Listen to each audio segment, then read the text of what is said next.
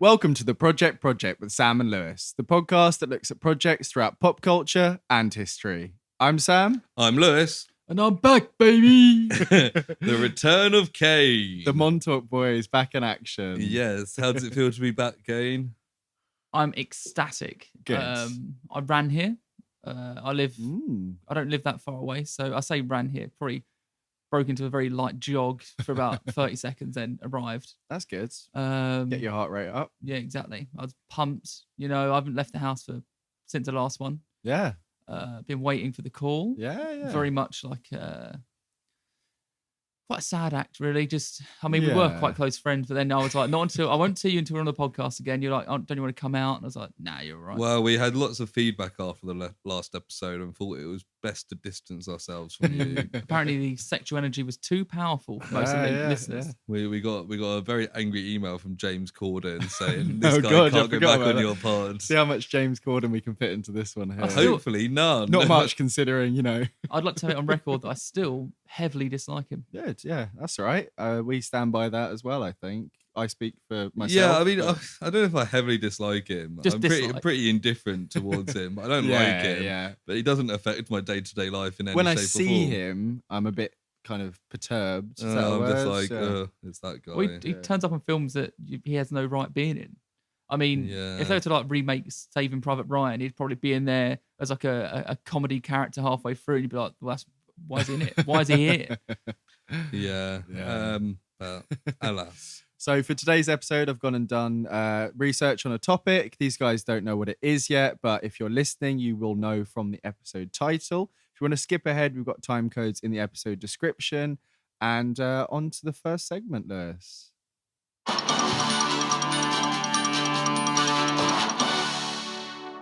Project news. Yay. Still doing this then? Oh, yes. It's the most popular portion of the show. I think most people just turn off after Yeah. this. I don't think that equates to it being the most popular. So I've got two bits of news for you. First of all, Bon Iver's S. Carey releases solo project, Break Me Open. Oh, I thought that it was just Justin Vernon in that band. No, there's also the drummer, S. Carey, who does backing vocals. Wow. Kane, you were going to see Bon Iver once, weren't you? Yeah, I was, and he pulled out about a week ago saying he had some issues. Oh. And then he decided to perform a gig in America on exactly the same day. Wow. So he fucked us over, really. Did you get a refund for that? I didn't pay. So Well, maybe I shouldn't be so angry about it. It was free. and you didn't have to go see Bon Iver. So. Exactly. I can't say I've ever really been that into Bon What's the Iver. album called again? Break Me Open. Exactly what Hardra asked me to do about 15 times a day. Oh, well. 15 times a day. Oh, There we go. I'm a very dehydrated man. I don't know what to do with that. Yeah, well, let's just move on to the next Don't worry, part of it. she would have stopped listening after this point or skipped ahead. That probably would be fair. I mean, I probably will as well. Skip this part at least. So the other bit of news we have is Pyro Galore. Intelligent music project rock the stage during Bulgaria's first rehearsal at Eurovision 2022. Wow. So very excitingly for us, Bulgaria's entry to Eurovision this year are called Intelligent Music Project. Wow. They're going to be in the semi-finals first. Hopefully they get voted through to the final. Yeah, hopefully, yeah. And then we get all our followers to vote them in. And Yeah. Tens of votes coming their way. Exactly. Tens of thousands. Oh, of yeah, votes. yeah. But it looks like they've got lots of pyrotechnics on stage. Looks quite Rammstein-y. Pyro galore, yeah. Yeah. It looks quite cool. It's got like a ball at the back that's just a load of speakers. So I think they're going to be loud. I think heavier stuff often does fairly well. It seems to, I think, because it stands out a little bit and people aren't Yeah. quite as, Hard Rock Hallelujah. Hard Rock Hallelujah one in 2006. Even Maneskin's not poppy. They're a bit rocky. So they might do something. And if you do a whole fake drug taking controversy during the thing, that always helps, really, doesn't it? Oh, clearly it did. To be fair, I have been listening to a fair bit of Maneskin. I always thought it was pronounced Mainskin, but I suppose Maneskin works as well. Yeah. They're pretty good, and they've got Italian, lots of, yeah. Lots of other decent songs other than the one they won for Eurovision. I didn't watch it that year. I don't tend to really. I'm actually this year going to a Eurovision party. Wow. A friend of mine is moving into a new flat on the same weekend of Eurovision that also happens to be him and his girlfriend's 5-year anniversary. So they're just packing a lot in one thing. Yeah. So yeah, that'd be great. I like Eurovision, and I look forward to seeing Intelligent Music Project sweep Europe with all the votes. 12 points to Bulgaria. We could do an episode on them as well. Yeah, sure. Maybe I think if they win, especially. We could do a bit of they said they're veteran rockers, so I think like old men then, basically. Yeah. And they're from Bulgaria. Bulgaria. Don't have quite a far right government at the moment. That doesn't mean they are. They'll be like, you'll start listening to a song, you're like, oh no. To be fair, you see the stage show. There's lots of salutes going on. They've been going since 2012, and they're a super group. So probably various different Bulgarian. Damon Albarn will be in it. He's not every single supergroup there is. They've got 6 studio albums, so maybe we could look into them at some point. That'd be nice, yeah.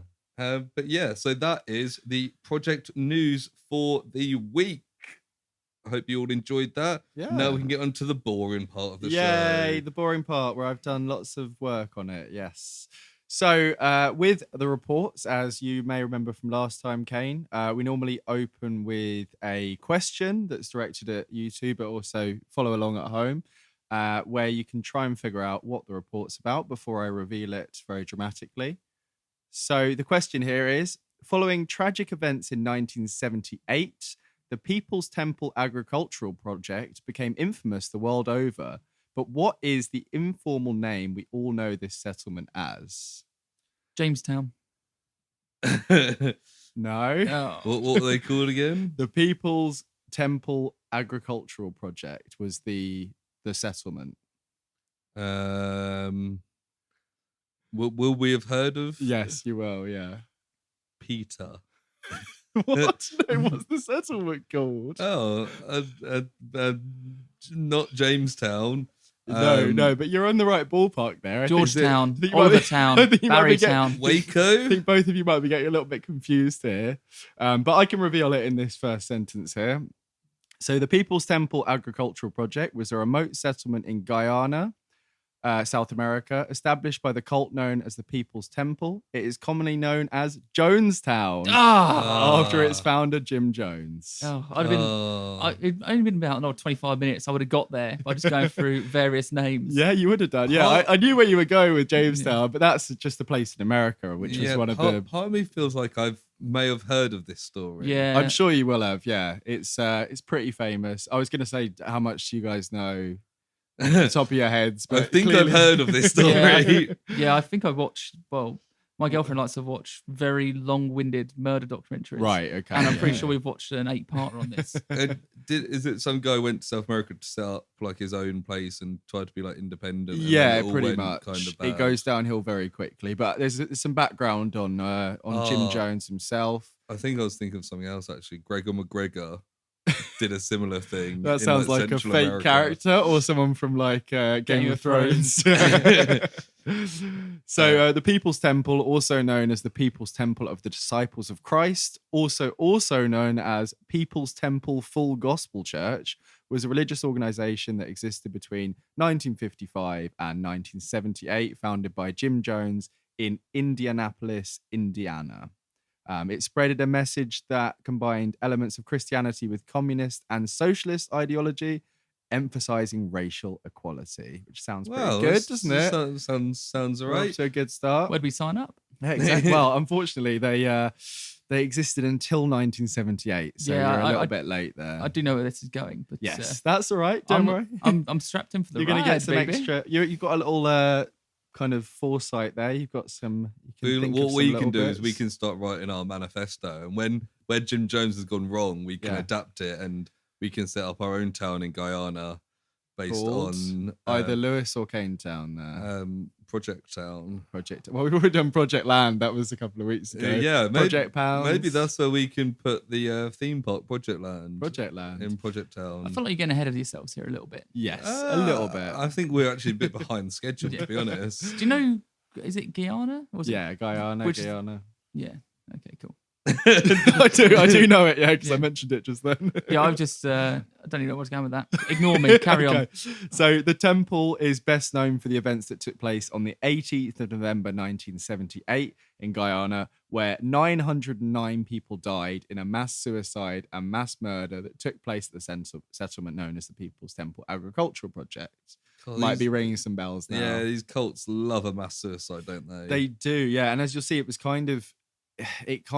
they primed them really well for it, so it wasn't as kind of shocking to the people as you'd imagine, which is really sad in itself because there's a lot of manipulation going on here. But a little bit about Jim Jones, I'll kind of skip through this a little bit because we want to get onto the juicy stuff. But he began to get noticed in the 1950s. He was in his 20s at the time, and with the Cold War raging, there was McCarthyism, the Red Menace, etc. going on. But despite this, Jones preached his views, which were a radical combination of communism and Christianity, which again, not too bad on itself. Yeah, and it's kind of thing that like strong Christian values tend to be more associated with the right wing. Yeah. But there's a lot of overlapping teachings between Christianity and communism. Absolutely. Like, if you're taking things the right way, it's like everyone should be equal and, there shouldn't be any like rich people.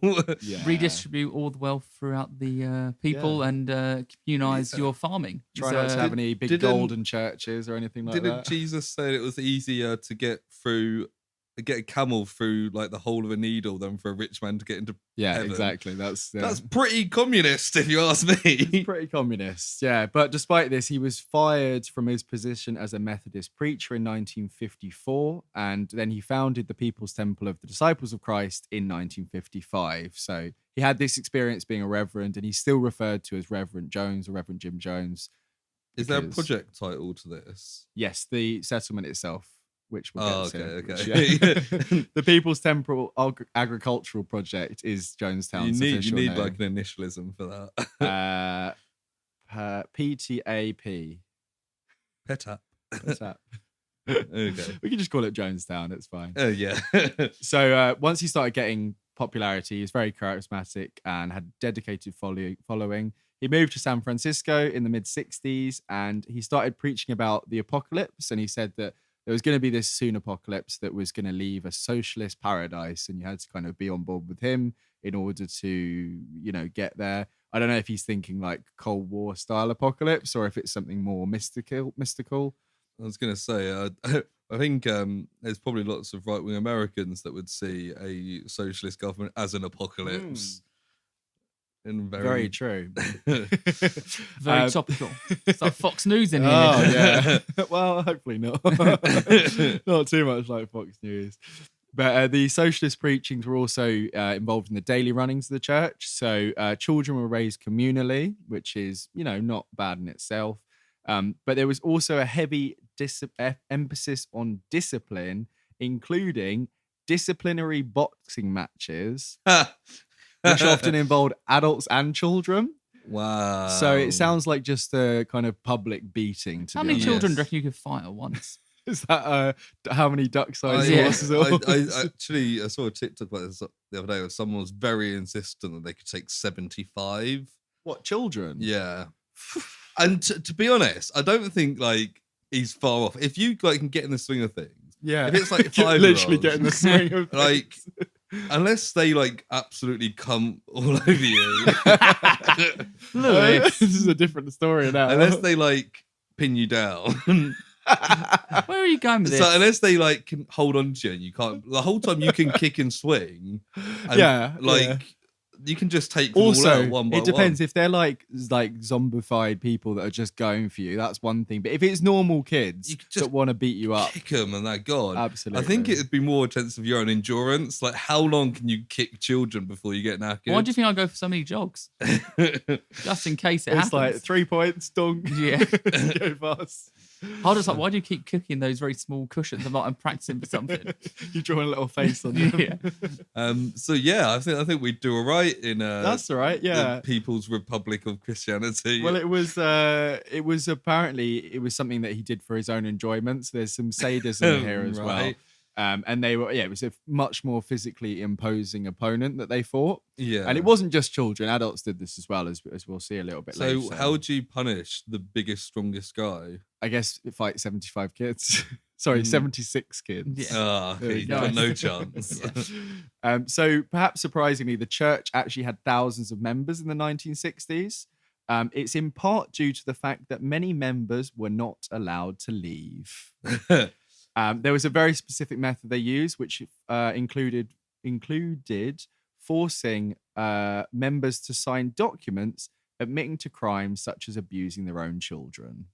Nice. So I don't know at what point these were brought out and you signed them and went, this is good and very Christian. Like, are these so they're like socialist Christians, but are they like Puritans or like hippies? It's more on the hippie side, I think. Right. Yeah. Okay, that makes sense. And it's quite, as I said, it's quite like an integrated community, which, for the 1960s, San Francisco, is pretty progressive, really. I know San Francisco now is very progressive. And it wasn't uncommon to have like these religious communes in America in like the 60s and 70s. And especially with that name of kind of Christianity that kind of gives you that sense more of accepting. I've watched documentary legitimacy on like other cults, and a lot of the problems they had with the local population was that they had a different religion. Exactly. Yeah, so that really helps them here. Without making a sideline, my sister. This is that weird. My sister's like a cult leader. No, I knew it. I wish get the money in, but no, she's a DJ. But this weekend she's DJing a wake for a hippie.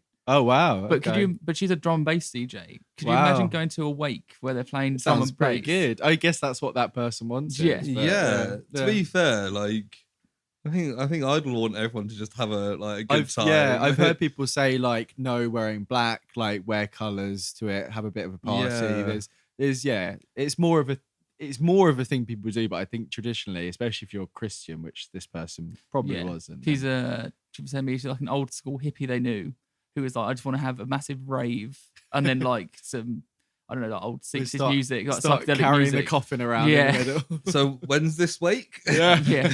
Well, I reckon they can get a coach from to Bristol from here, or another UK city if she doesn't want me to give out where she lives. Too late for that now. We'll hop in Sam's car. You can drive us to Bristol. Yeah, it's all right. I've only had one. I've only had one drink. It'll be like that episode of This Is England where they drive to the rave in the woods and the car breaks down. They end up in something completely different. Just a weird hippie rave. Yeah, that was probably a few. What would you do for your wake then, Lewis? You said you'd like it to be quite uplifting. Yeah. Just I can't really plan it. Well, you absolutely can plan it.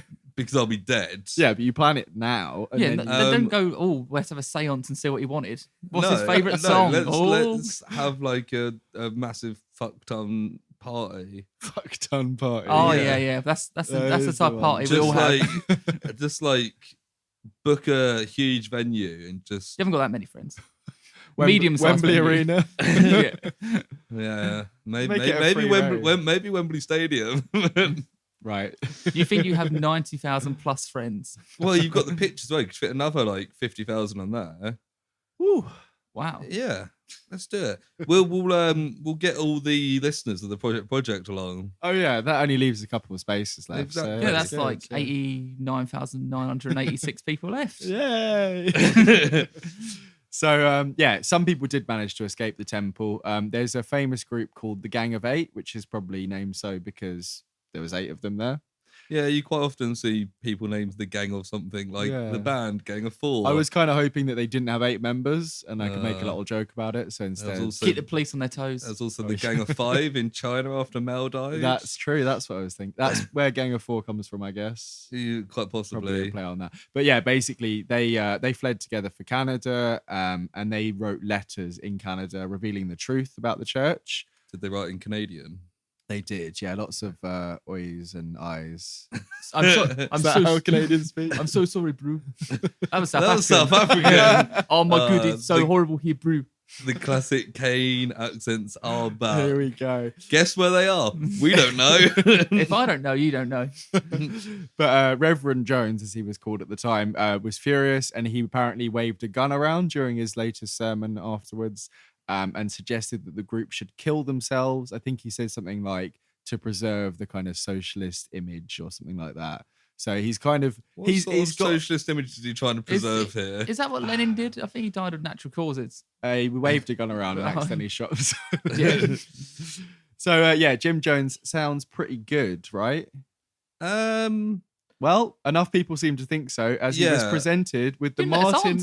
I think you need to give us more of the pros so we can have a balanced argument. We've got one here. He was presented with the Martin Luther King Jr. Humanitarian Award for his work integrating the black and white communities of California. To be fair, in the 50s and 60s, integrating the black and white communities is quite an achievement. Yeah. I'm back on side with Jim Jones, the Reverend, as I like to call him. We're going for the, what was it last time? It was the pro and cons kind of thing. I'm going to be pro Jim Jones. That's a hill to die on, isn't it? Unless anything terrible happens. But for now, I'm pro Jim Jones. How about you, Kane? Oh, man. It's such a conundrum. Man. But I know what happens. So I'm going to go. Yeah. I'm on the fence. Yeah, that's good. Things will kind of go down from here, downhill. In the mid-1970s, the church had caught the attention of the IRS, the Internal Revenue Service. Said the IRA then. I was like, well, that's going to be a twist. There's a little fight. It's like a bunch of Irish Catholic Republicans getting really, really angry at an American church. They're British. That's Northern Irish, isn't it? Sorry. I'm so sick of them. I'm so sick of that church over there in America. Like, they're doing all the talking, but they're not talking enough about Ireland. You know what I mean? I'm so sorry. Carry on. Okay, so we're gonna get cancelled. The IRS. Sorry, what were you gonna say? No surrender. The IRS suspected that the church was not the religious body it presented itself as. This was further supported by Jones's wife, Marcy or Marceline Jones. Which is good. She's got the same surname there. And she said to the New York Times that Jones had been an atheist all along and was using religion as a way to gain more followers for his socialist movements. It's kind of bizarre that churches are tax exempt anyway. It is bizarre, yes. Particularly in a country that was built on secular values. Yes, separation of church and state apart from when it comes to taxation. Yeah. That's good, isn't it? That's good. But carry on. So, despite all this, the kind of rising controversy there, Jones was highly influential.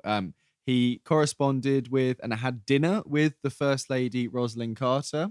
Oh. So that's interesting. He also had multiple Californian politicians as friends, and he used the different kind of connections to further the church's goals, which is, it's always good to know that some kind of... Was he friends with Jerry Brown?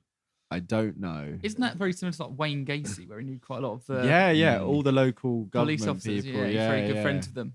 So Jerry Brown's the only Californian politician I know. I think he's early 80s governor of California. Well, you'll find out about another one later on because somebody does get involved here. But Schwarzenegger? Yeah, he was more recent. I think he was very young at this point. He was winning Miss Universe. He was probably, just probably bodybuilding. Well, send him over once they move over to Guyana. He should have gone on. Oh, I forgot about that some bit. Skulls together. Oh, sorry. Spoilers. Stop the killing! Stop the killing now, please. That's how he got his start acting. He went and actually did the. It's all Predator and Commando. It's all based on his experience when he went to Guyana. So in San Francisco, on the evening of the 5th of October, 1976, 32-year-old Bob Houston was found dead in the Southern Pacific Railroad yard. That's a very American name, isn't it? It is. Bob and Houston, yeah. Bob Houston. Houston, you've got a problem. Nice. You're dead. His body was discovered when it was run over by a train.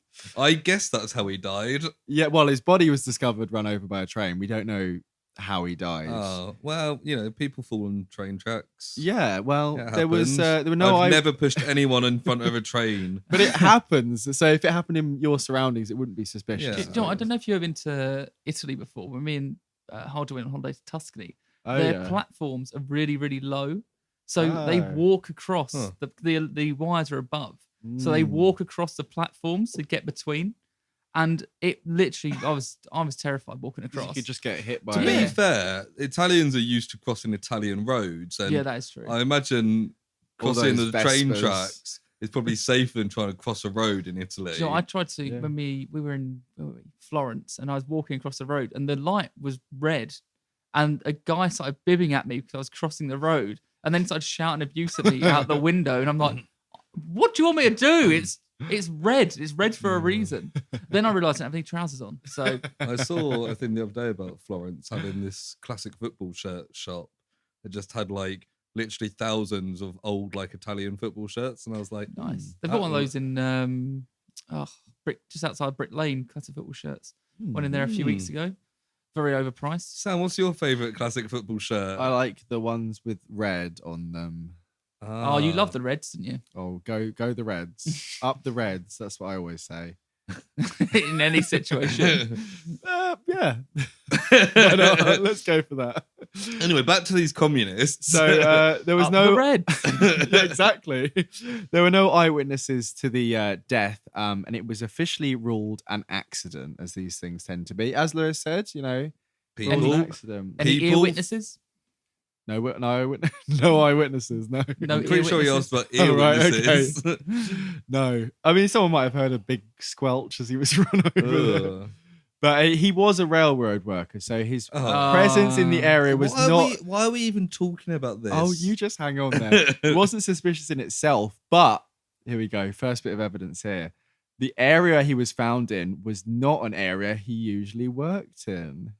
So he's covering someone else at another track. Well, that's fine. Second piece of evidence, his protective gloves were found unused and folded up in a different area. He forgot his gloves. Well, now I'm scared. This is the biggest piece of evidence here. Bob was also a member of the People's Temple, along with his wife, Joyce Shaw. When you said that's the biggest piece of this is the biggest piece of evidence, I thought you'd have like he has a note in his pocket. I've been murdered. I mean, we kind of get to something a little bit like that actually. So it's the biggest piece of evidence so far. Also, Joyce Shaw didn't take his surname, so I don't know. I guess that's just what they were doing. Everyone has to take the surname. I know. But I was thinking in 1960s America, it would be quite controversial. I saw, I was watching Only Connect the other day, and great show. The hardest game show that seems to be around at the moment. But there was these two contestants on one team. This one guy was called Henry and had a long Indian surname that I won't attempt to butcher. Probably for the best. Yeah, and his wife on a team whose surname was like Rebecca Henry, and she said she couldn't spell her husband's surname, so took his first name as her surname instead. Interesting. Okay. I was like, that's bizarre. I've never seen that before. No. Also, maybe learn how to spell your husband's name. Yes. Yeah. Was it very long then? It was. It was like 12 letters. We'll do like the first part of it or something like that. Half the letters were A's. Yeah. Well, it's like if maybe she can't write A's. Well, it's like if Hard was to take my name, it'd probably be. Wouldn't sound as good, was it? It'd sound a bit rubbish. You could do it double barreled. Maybe not. That poor child. But yeah. Anyway, I think it was an accident that Bob Houston died. Well, he was. We'll find a little bit about himself from his friends. He was known by his friends as an upbeat, kind, nerdy man who was an excellent musician. Oh, not that part. As well as an Eagle Scout. I like the Eagles. Yeah. He was also known as a bit of a smart ass, being dubbed the little professor in childhood after constantly questioning his teachers. Kane! I'm not a smart ass. The little professor. That makes you sound like Arsene Wenger, but if I was like about 4 foot tall. That's one for one of our football fan listeners, all 2 of them. So if you were like 3 inches shorter than you are. I'm taller than you. Well, that just shows how small the listeners don't know that. I'm 6'9". I'm really, oh God, you should think I'm tonk as well.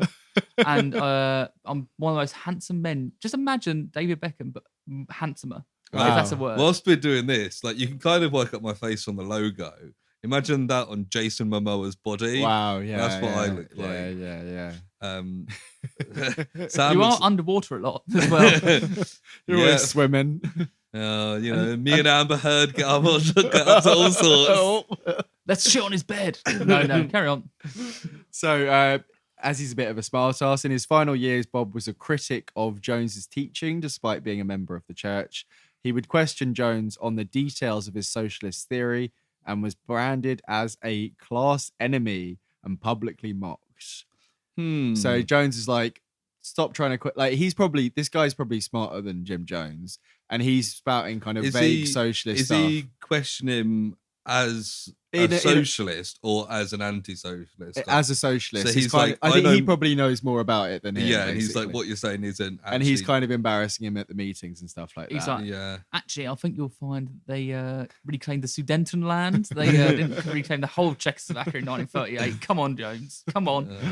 And because of this kind of embarrassment here, he was pitted against bigger opponents in the infamous boxing matches. What happens if you're just really good at boxing? And you well, join? I mean, this guy's a bit of a nerd, and like looking up the bits that I read, he got a broken nose or something like that. So that happens in boxing, but I didn't think it was particularly like nice treatment he was getting, this guy. No.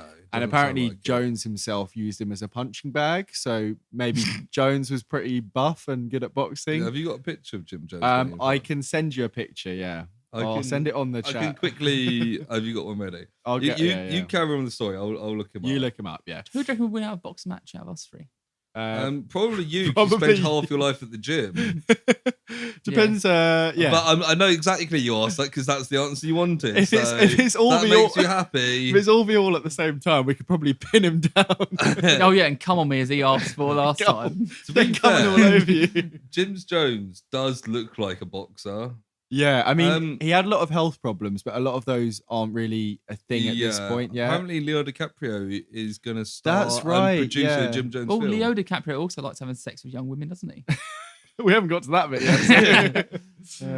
We know about the boxing matches with the young people. He looks like the he looks like a 1970s one of the guy.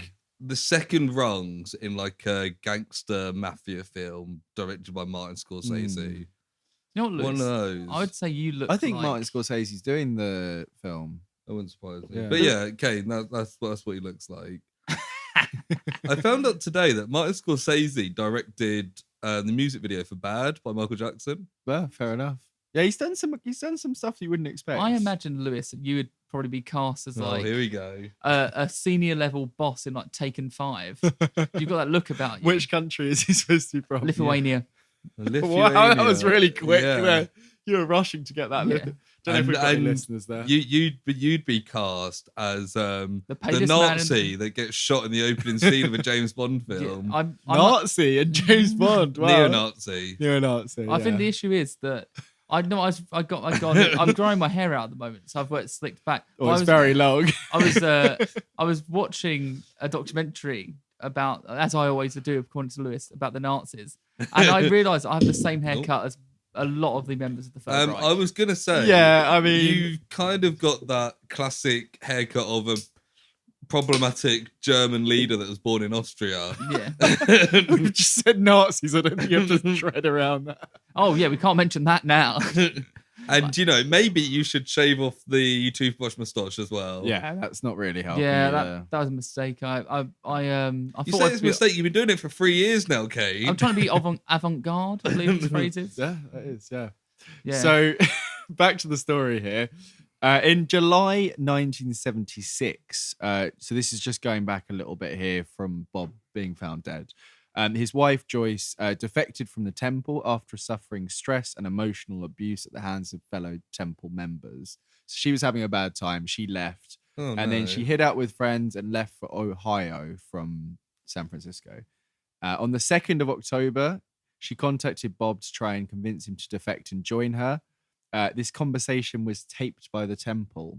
So they had his phone tapped, basically. That's a really clever temple. He had like they had like a communal house that they were kind of they were a bit, like a church or a temple gets you to be like, oh, use your house to house other people as well. Like they were a communal being kind of exploited in that way.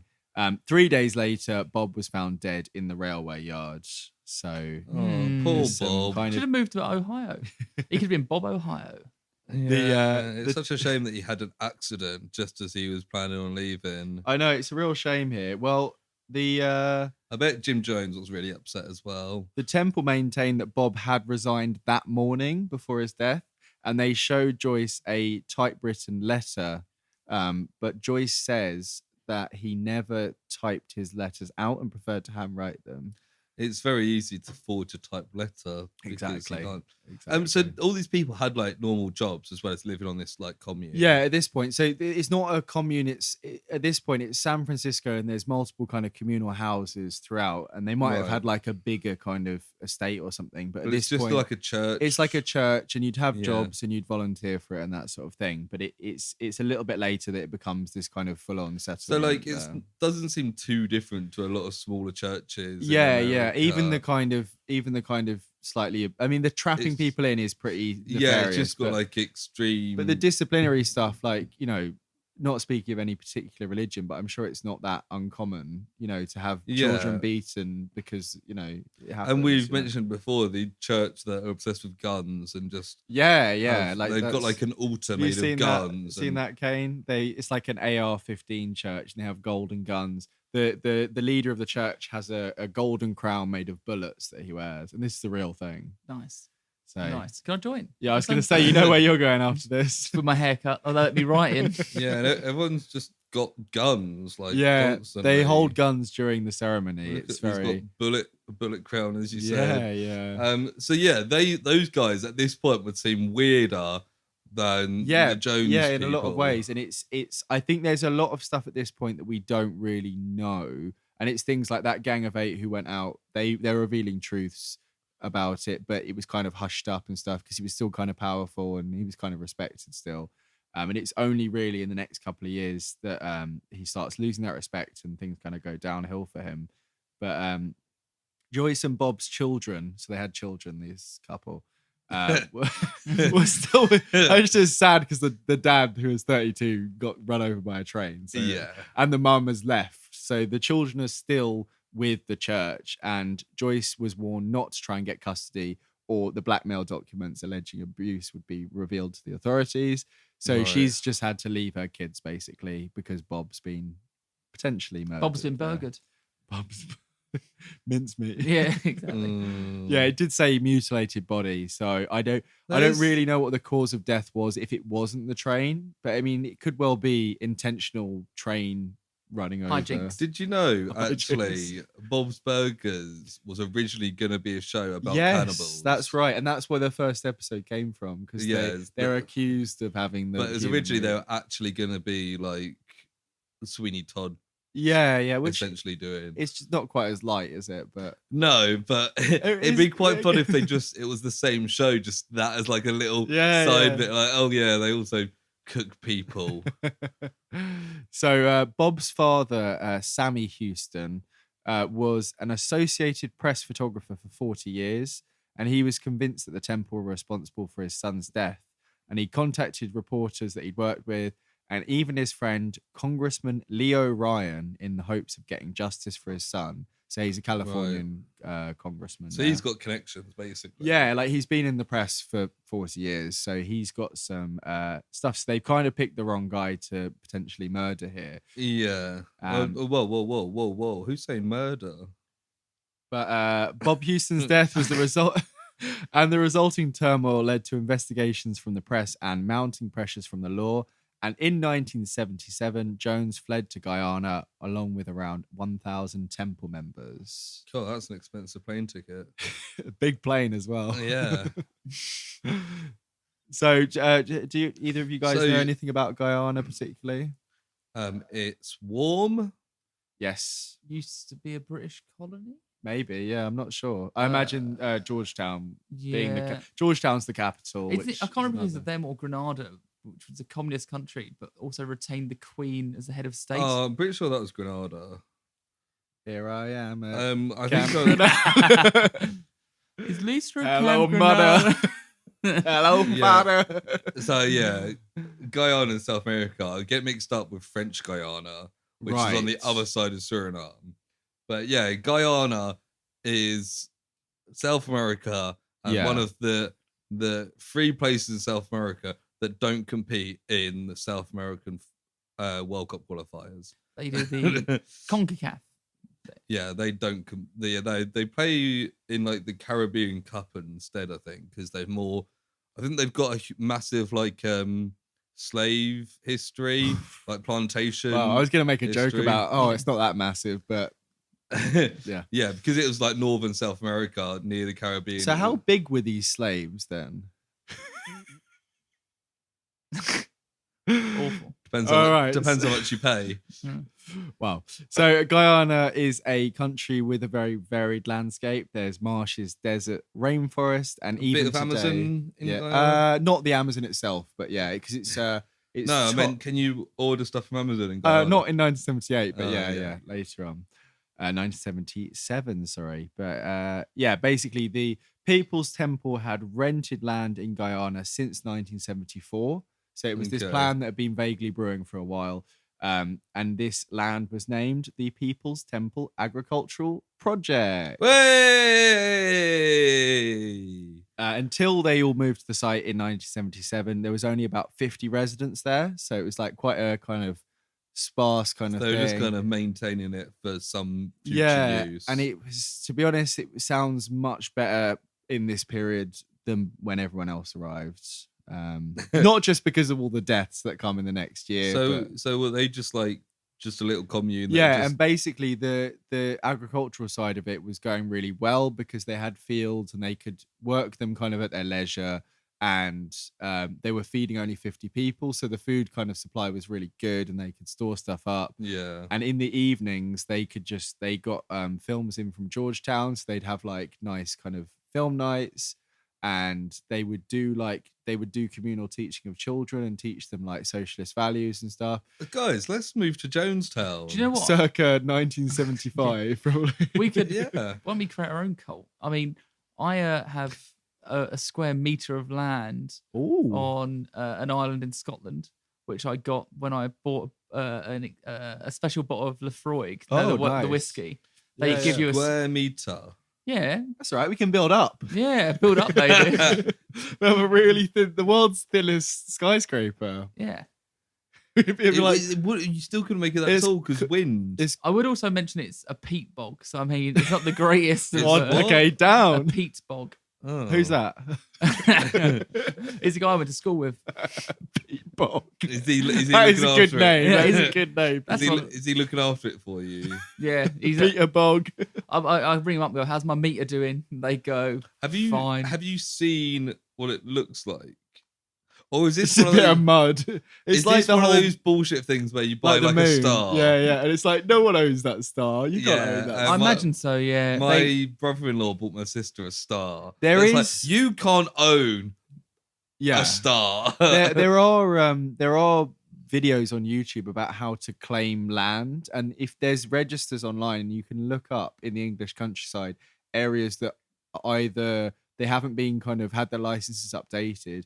If you go there and put signs up around it and it says like you have to leave it for like a year with contact numbers, if no one claims it, you can file paperwork and you can start the process. Nice. So there are places where you could actually, it's a long-term thing. I think I've seen similar things in Scotland. You can buy land. Yeah. And if you buy specific land, then you automatically get like a lordship. Yes, that's probably a kind of similar thing to... Yeah, that's one reason I'd like to be Scottish, so I'd have my own tartan. Oh, well. I've got my own tartan, so fuck you. Yeah. The unnamed surname of Lewis there. Yeah, but... just before Kane starts telling people. Here's a little cue for the listeners. I've got my own tartan. I think we can probably imagine how it starts, but we won't reveal it. Oh, Lewis. It starts as all Scottish surnames do. Lewis, oh Lewis. To be fair, there's quite a lot of traditional Scottish surnames that have different... starts. Where was that going? Well, if you were to make up a Scottish name, I mean, the start of your surname would probably be the start of the surname most people would make up. Mister. That's sort of his surname. So anyway, before the listeners start tracking me down, Lewis Kane. Yeah, his coordinates of his home address are 51.128 minus 4. I think we're gonna have to bleep that anyway, just because that may be somebody's address. I bet it's fine. He doesn't know who it is. Yeah, and only gave the longitude, didn't give the latitude. But so it's anywhere on Anyway, let's carry on. So Jones believed that him and his people had escaped the creeping fascism of the United States government. I mean, that's justified. Absolutely. I mean, if you're a staunch kind of socialist here and you're in the 1970s. And this is a few years before Reagan's going to get elected. So there is definitely that feeling in the air. We gotta leave, see? Wait, is Jim Jones like a 1930s New York reporter? Yeah. Oh, what a scoop. He's one of the Montauk Boys, isn't he? What a scoop. Montauk Boys. Do you remember when we watched that entire episode of Simpsons? We were like, we know there's I the was what like, a scoop. I was like, there's definitely a really funny bit in this, and it happens like very briefly in the episode. Yeah. It happens twice. Burn still candy from a baby. What a scoop. I think it happens. Yeah. So, yeah, he also called it a socialist paradise, which, to be fair, when they arrived, it probably did seem like that. Because, so what was the state of Guyana at the time? What, the rest of the country? Yeah. Don't know. It's not about. We're not doing a report about that. I mean, there was after the events, there was politicians in Guyana that used the events as kind of political cannon fodder for the opposition. Kind of said to the prime minister at the time, like, you should have dealt with this, and the police and the army get involved later on, but I don't really know what the kind of political climate was at the time, to be honest. But I can't believe you don't know every but political climate of every country. But the tropical climate was kind of tropical. Well, it's just above the equator, isn't it? Yeah, and it was kind of in like a foresty kind of area. They had like a crop of land there. But yeah, before they arrived, I was saying, it was all very nice there. These people are going to be red and not just their politics. I'm a member of a cult. Get me out of here. They were forced to eat. Well, they were forced to eat kind of terrible stuff because after Lewis Jones cooking. When I lived with Lewis, he made a pasta which was penne pasta, ketchup. Well, since then, Lewis has had to teach other people how to cook. Yeah, so I think he's probably. And let me kind of contextualize that as not as a cooking thing, but a poor thing. So thank you, Kane, for mocking me for being poor. Well, I mean, I did offer to give you some tin tomatoes at the time, and you spat in my face and went, "I don't need no tomato, bro. I don't need no tin tomato. Are they plum? Tomato?" Yeah, you went. I actually got a cookbook for Christmas last about week. tin tomatoes. Wait, no, I need to put on your voice, Lewis. I actually got some tin tomatoes a couple of days ago. It's like you're also like doing Sean Connery there as well. Mash money penny. I'm Lewis. No chopped tomatoes. Anyway, let's move to the next part here because we're about to start getting the decline here. Because after Jones arrived, the working hours were up to 12-hour shifts daily. So beforehand, the 50 people kind of sorted it out themselves. Yeah. Who was working the fields. The films were selected by Jones himself, consisting mostly of Soviet propaganda. Makes sense. Although, the Soviet film industry. I mean, to be honest, they probably weren't bad films. They yeah.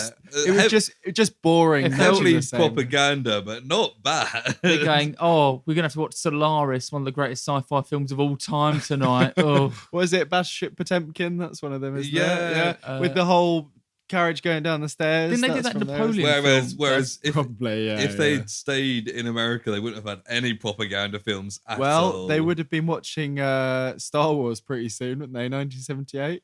That's 77. So exactly. they might have seen it before they went. And they're like, God damn it, we can't get any more Star Wars here. Maybe that was the final straw there. They went, Saatchi and Hutchins, we're out of here. Any more 70s reference, guys? Marijuana. They left just before Kate Bush released her debut album, Soft Rock, but they were in time to listen to the Sex Pistols. Never mind the bollocks. They were, yeah. That probably inspired them a little bit. They probably enjoyed that. A couple of mohawks in the crowd, I imagine.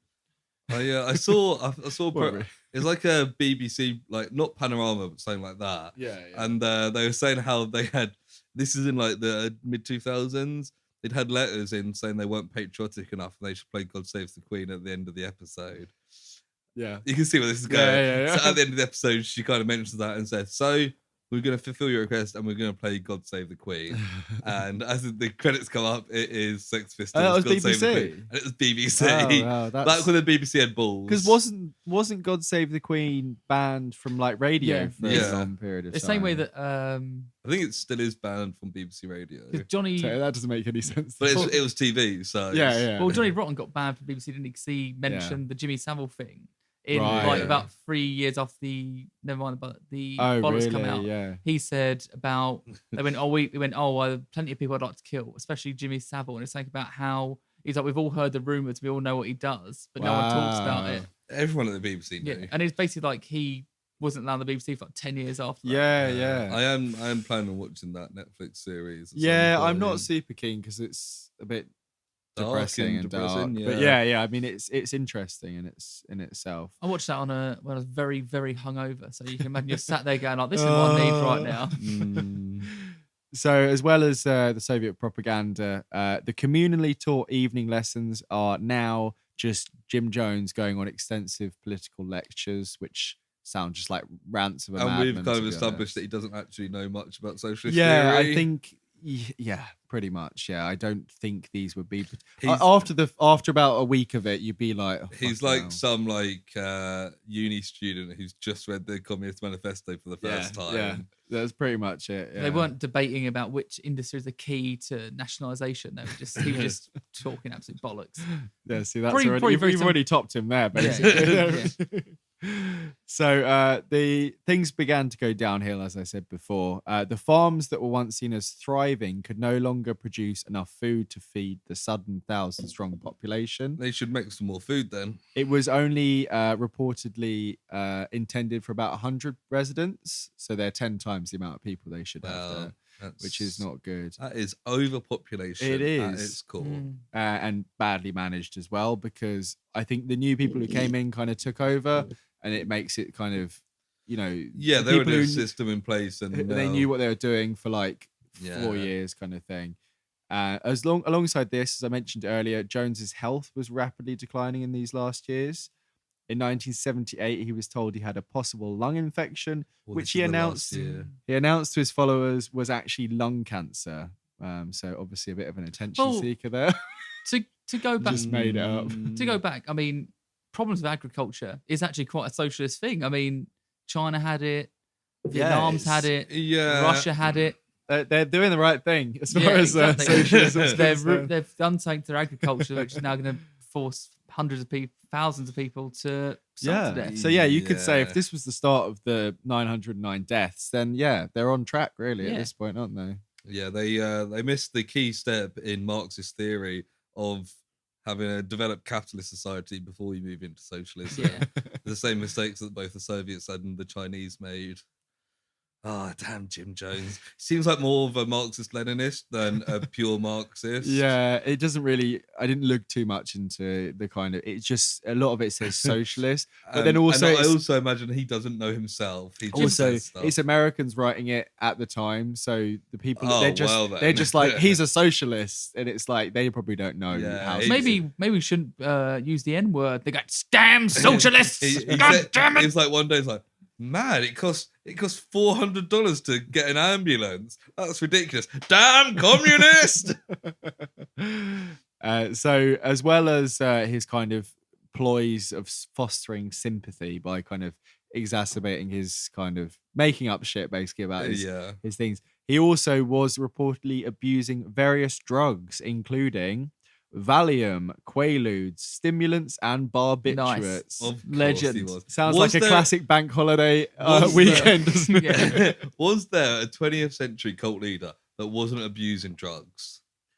I don't know enough of them, but I imagine no. Who's the one who runs that evangelical church in America? It's like almost a billionaire.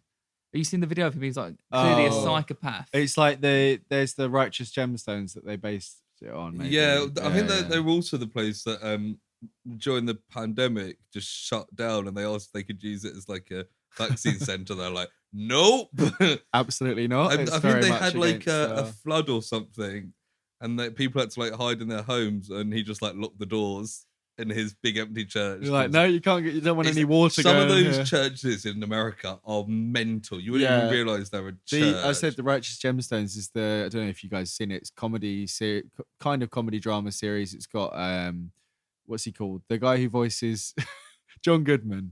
John Goodman plays like the leader of the church, and his sons include the guy who's in Workaholics, Adam Devine. Yeah, James Corden turns up halfway through. Wouldn't be surprised. It's weird as well, is that like America is like Christian America is mostly Protestant.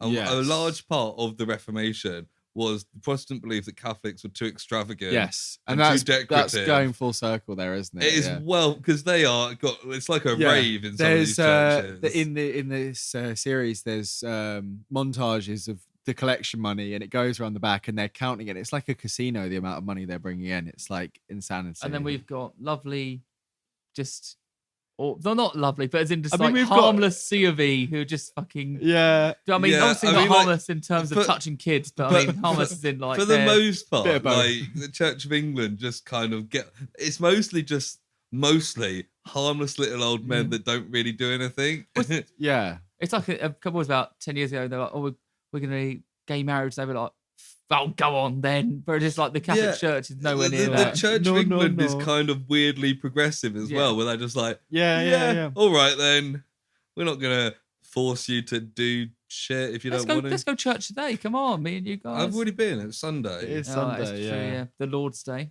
as I call it. Why do you think you two got here before me? I was... Because you live further away. Finishing off I was finishing off my sermon. You're finishing off Jesus. Oh no. Anyway, so Jim Jones himself, since the 1950s, had varying health conditions, including high blood pressure. But he'd clearly fucked his body in the 28 years since then, because by 1978, he was suffering strokes, extreme weight loss, temporary blindness, convulsions, and grotesque swelling of the extremities. That sounds like the sort of thing they tell you when you're a kid. They're like, oh, if you masturbate, this I was is what happens. When I masturbate, I've got a grotesque swelling of my extremities. I was going to say, it just sounds like Jared Leto on the Suicide Squad set. I mean, also, Jared Leto is probably one of these cult leaders, isn't he? He's got that weird little island. I mean, 30 Seconds to Mars Island. I think people start to exaggerate stuff because he's a dick. I mean, did you see the retreat that he did? He basically set up a music festival for fans but the videos are very like he definitely thinks he's like the Messiah. But like not these. But I think the people are just there because they like the band, they like Jared Leto. I don't think it's quite as culty as people make it out to I'm sure that's what they said about Jim Jones in 1976. Maybe it's because I had a hoodie 10 years ago that said, this is a cult with a 30 Seconds to Mars logo on it. Maybe it's due to that. So maybe he was putting it out there early on. It's like the Rick and Morty, let me out. So maybe I was subscribed to the Echelon newsletter 10 years ago. Echelon, fucking Lewis, it's fine to say you were groomed, okay? If that's what happened, that's what happened. 30 Seconds to Mars was the first gig I went to. Oh, so you were there from the early days. Supported by Shikari. Oh, fantastic, yeah. My first gig in Shikari, yeah. There we go. What was my first gig? The Cribs. Oh, nice. I saw the Cribs with you. We saw them on Valentine's Day, didn't we? Yeah, we had a passionate kiss halfway through. What was it, Men's Needs? Did you we had a bit of Men's Needs. Yeah. Anyway, Jones also suffered with chronic insomnia, stating he would go 3 to 4 days at a time without sleep. This led to him slurring his words and tripping over his words during meetings. So and tripping over stuff in general. He sounds like a fucking mess, to be honest. Poor Jim Jones. He needs some help. I mean, we can see why he kind of wanted to end things in the next couple of months because he's having a bad time. Spoilers! There's something called White Night Rehearsals, which I don't know if either of you have heard of before, but it was basically... So by this point, Jones was frequently speaking about threats to the temple's safety, including the belief that the CIA were going to kind of jump in at any point and destroy their way of life. Probably fair. The CIA definitely would have done that. Oh yeah, they love just going to South America for a little holiday, didn't they? Yeah. Oh yeah. I mean, there's a couple of examples there I can think of. Yeah. Oh, there's some socialists in South America. That sounds like a job for the CIA. So because of this, they started these things called white night drills, white nights, but they were emergency drills that were run in case of a in case of a violent invasion by enemy forces. So during these white nights, there was a staged kind of attack, or at least a theoretical one. So night is in not day, not white night. It's like, oh, I'm on the internet and I'm protecting somebody. I'm a white knight. Yeah, that's what I thought you meant. And they were given 4 options, and they had to kind of vote as a community. And the 4 options were, well, I'll give you guys the options and you can decide between the two of you. Was it actually an equal vote, or was it... Well, that's the thing. Who knows? They were given the options, apparently. How many children you had to beat up is how many votes you got.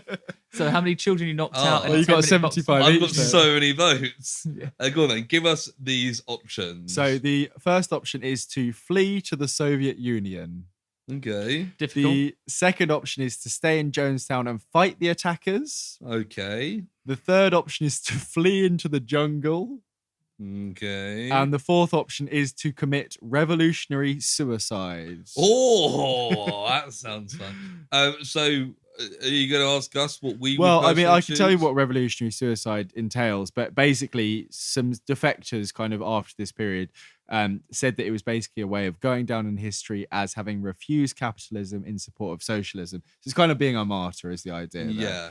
Okay. Yeah. So what do you reckon? I think the revolutionary suicide is a bad idea.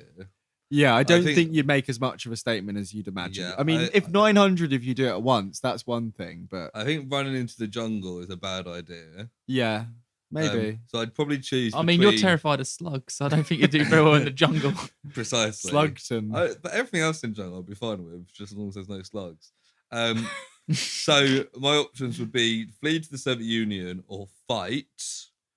and as we've gathered, you're not the best fighter here. You're more of a lover. Are the CIA going to send kids? They're going to send Kane to come get you. Oh, then I can bring in the lover Yeah. side of things. I'd probably would flee to the Soviet Union. Yeah. Although this is basically they're under this impression that they're like these big allies of the Soviet Union, but I haven't seen any evidence that they had any communication imagine the Soviet with Union didn't know who they were, and I don't think they cared. Like Gorbachev answering the phone, going, "Huh? Who? Sorry, is that how he speaks? And it also wouldn't be Gorbachev at this time. Yeah, but he's probably a minister at that point, surely. It would have been Brezhnev. He probably answered the phone then. Yeah, he's on the phone board. Brezhnev, how you doing, man? Is he Jamaican? How you doing? Yeah, that's Leonard, my boy. Wagwan. No, you think the suicide's worst part? It's the bad Jamaican accent he put on throughout the entire time. Look, man, we gotta rise up and we gotta get that good thing. Imagine Kane sitting there and criticizing somebody's bad accent. Jamaican Jones. Jamaican me angry. So yeah, what we are they well armed? They've only got 2. They're each. Yeah. There's no, they've got two between the 1,000. There was various kind of potential part of the legal pressures were to do with importing weapons and stuff like that. So I think they had assault rifles and stuff, but not like crazy. You could go out in a blaze of glory at least. I think that probably makes more sense than couldn't feed anyone, but you one. can get loads of priorities. Yeah, it's they are Americans after all, whether they're in North America or South America. They are American. Could you be annoyed if you would be annoyed, but it's like the fact that Columbus was seen as the one who discovered America, yet they named it after someone who got there 20 years after him. To be fair, Columbus never landed on what is now America. Well, he went to South America and the Caribbean. Exactly. So he landed on the Americas, you'd say. Yes. And then basically, it's fair to name the although. Columbia. There were people that Columbus didn't discover the Americas. There were people already there. He discovered it for the Western world as we see it. The same way that the Vikings were there 500 years before he was. Yeah.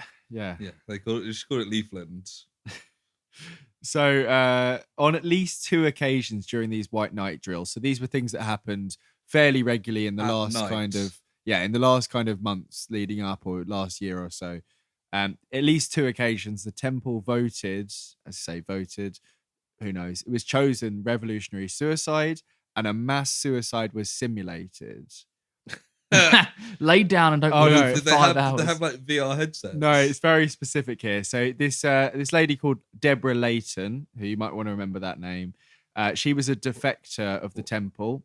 What was the name? Deborah Layton. Susan Morton. Deborah Layton. She said everyone, including the children, was told to line up. As we passed through the line, we were given a small glass of red liquid to drink. We were told that the liquid contained poison and that we would die within 45 minutes. We all did as we were told. When the time came, when we should have dropped dead, Reverend Jones explained that the poison was not real and that we had just been through a loyalty test. He warned us that the time was not far off when it would become necessary for us to die by our own hands. Why not just do it then? Because I don't know, because he didn't want to do it yet. He's just teasing that brings them. us on to our first sponsor of the day, Nike. Just do it. Well, don't say that. Well, I've been emailing Umbro all this week. And I've been emailing Adidas. God. It's fine. Adidas owns Umbro now. So. Perfect. No, Nike owns Umbro.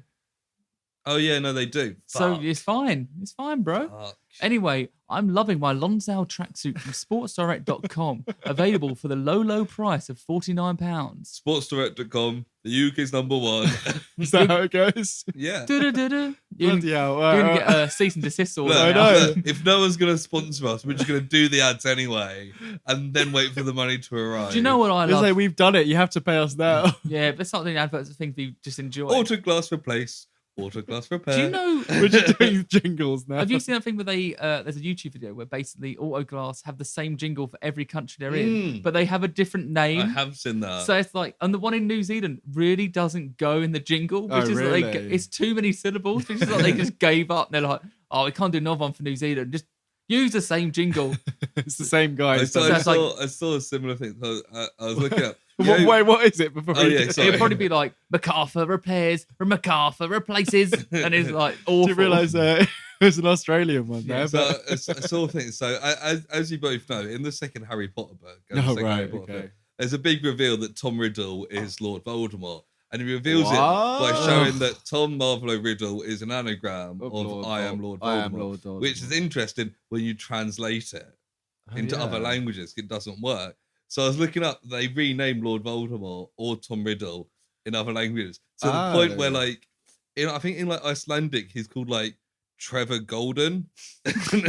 Trevor. He's called the worst Trevor bad guy name ever. because they had to find a way to change his name to make it fit I am Lord Voldemort. Do you remember that news story a few years ago? It's basically like, obviously when Chinese students go to UK, they normally choose like an English name to be known by. But they had to produce a list of names that you can't be called by because people would just like have like a big name that they'd have heard. So apparently they had to tell them like, you cannot call yourself Voldemort because that is not an English name. Just going around saw, being like, I'm Voldemort. Daniel, in Chinese, there's 2 words that are like Danielle. Yeah. As 2 words, but it means like something like wee poo or something like that. So they're like, don't choose Danielle. Like, don't laugh at English people being called Daniel. Yeah, I always think that about like what words in English. It's like obviously Kunst in German is art. Pardon? So it's like the famous German footballer Stefan Kuntz. So you always think to yourself, it's like what words in English are like really rude or bad in other languages. Yeah. It's like, oh, where did I go? And it's like we were sat there and we were like, that can't be right. We like they must know. They must know. Anyway, there's in German it's like Wir suchen dick is we're looking for you or something. Yeah. It's like a hiring post. Have you done the whole like Alexa say 100 100 100 in Welsh? Who's got an Alexa? and 100 in Welsh sounds a lot like cunt. Cunt. Yeah. Just like that, you get the memes don't you on TikTok where it's like in French they'll be like the yeah, cat went like, to the hat shop and it'll be like I saw a great video of like it was people in like Baltimore and it was like Aaron ironed the iron urn and they're just like earn. I didn't know that's Northern Ireland. The guy's like, wait a minute, like do we actually sound like that? Come read this. Earn. It's like out of context, it seems wrong. But, it was Aaron ironed the iron urn. So back to the lovely story at hand. Oh yeah. Oh, you were doing a podcast. The temple had received monthly £half shipments of cyanide since 1976.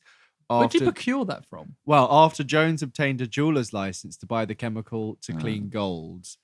So before they'd even moved there, the cyanide had got there before the church, basically. He's a man of many talents. So it was always pretty planned. In May 1978, a temple doctor wrote a memo to Jones asking permission to test cyanide on Jonestown's pigs, as their metabolism was close to human beings.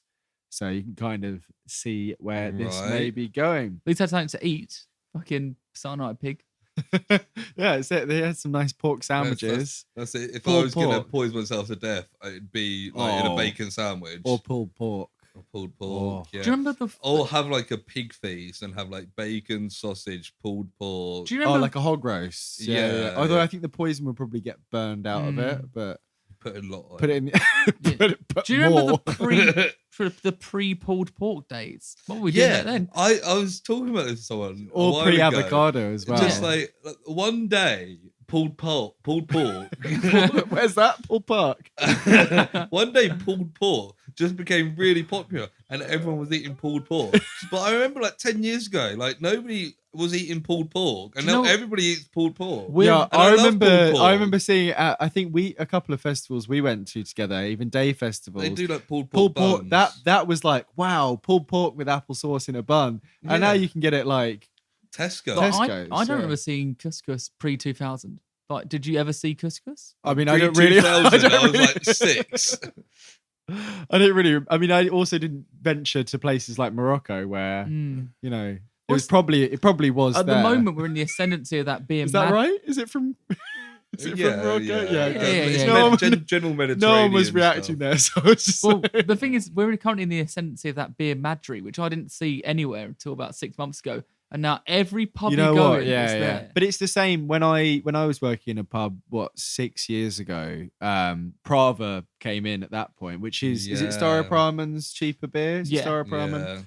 And we were given, the pub were given like barriers and umbrellas. It was a real big push to promote it. I remember like Prava being a beer, but now lots of beers are of like the beer genre of Prava. Oh, really? Like similar Pilsner. Pilsner was Urquell is another one. Do you remember, Lewis, when we were drinking?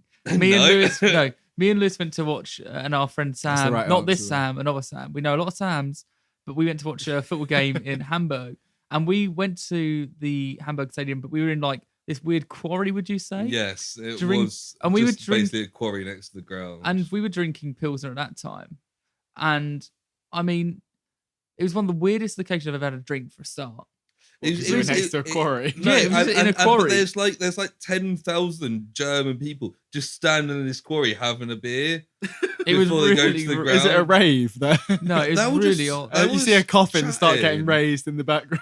Yeah, and Kane's sister starts getting on the decks. Let's hear some noise from the deceased. Come on now. Rave on. R.I.P. But anyway, it's like the Prince Philip thing. Yeah. They pause it's like BBC Radio 1 Dance FM or whatever. It's like, and they pause the music and they go, Prince Philip has passed away, and then it just goes back to like the drum. Yeah.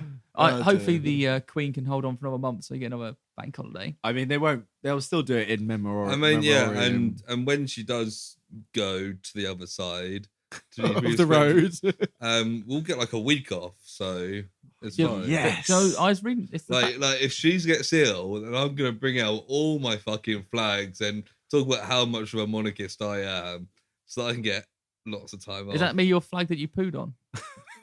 Whoa! No, actually, that was the EU flag. Ironically. Whoa! We know how you voted in that certain referendum. What can I say? God save the fucking Queen. Well, I think you should tell the story of the. I know. I'm going to keep moving through because we're kind of picking up some pace here. Say that for the end for the listeners that make it to the end. They can hear Lewis's story of pooing on a flag. Absolutely. So on the 14th of November 1976, Congressman Leo Ryan, who we met earlier on briefly. Yeah. Who was the friend of Bob Houston's dad, Sammy Houston. He said that he was going to visit Jonestown as part of this investigation, basically. Right. And in the months since Bob Houston's death, he'd been contacted and was basically getting interest in the case, basically, and the mounting allegations against the People's Temple.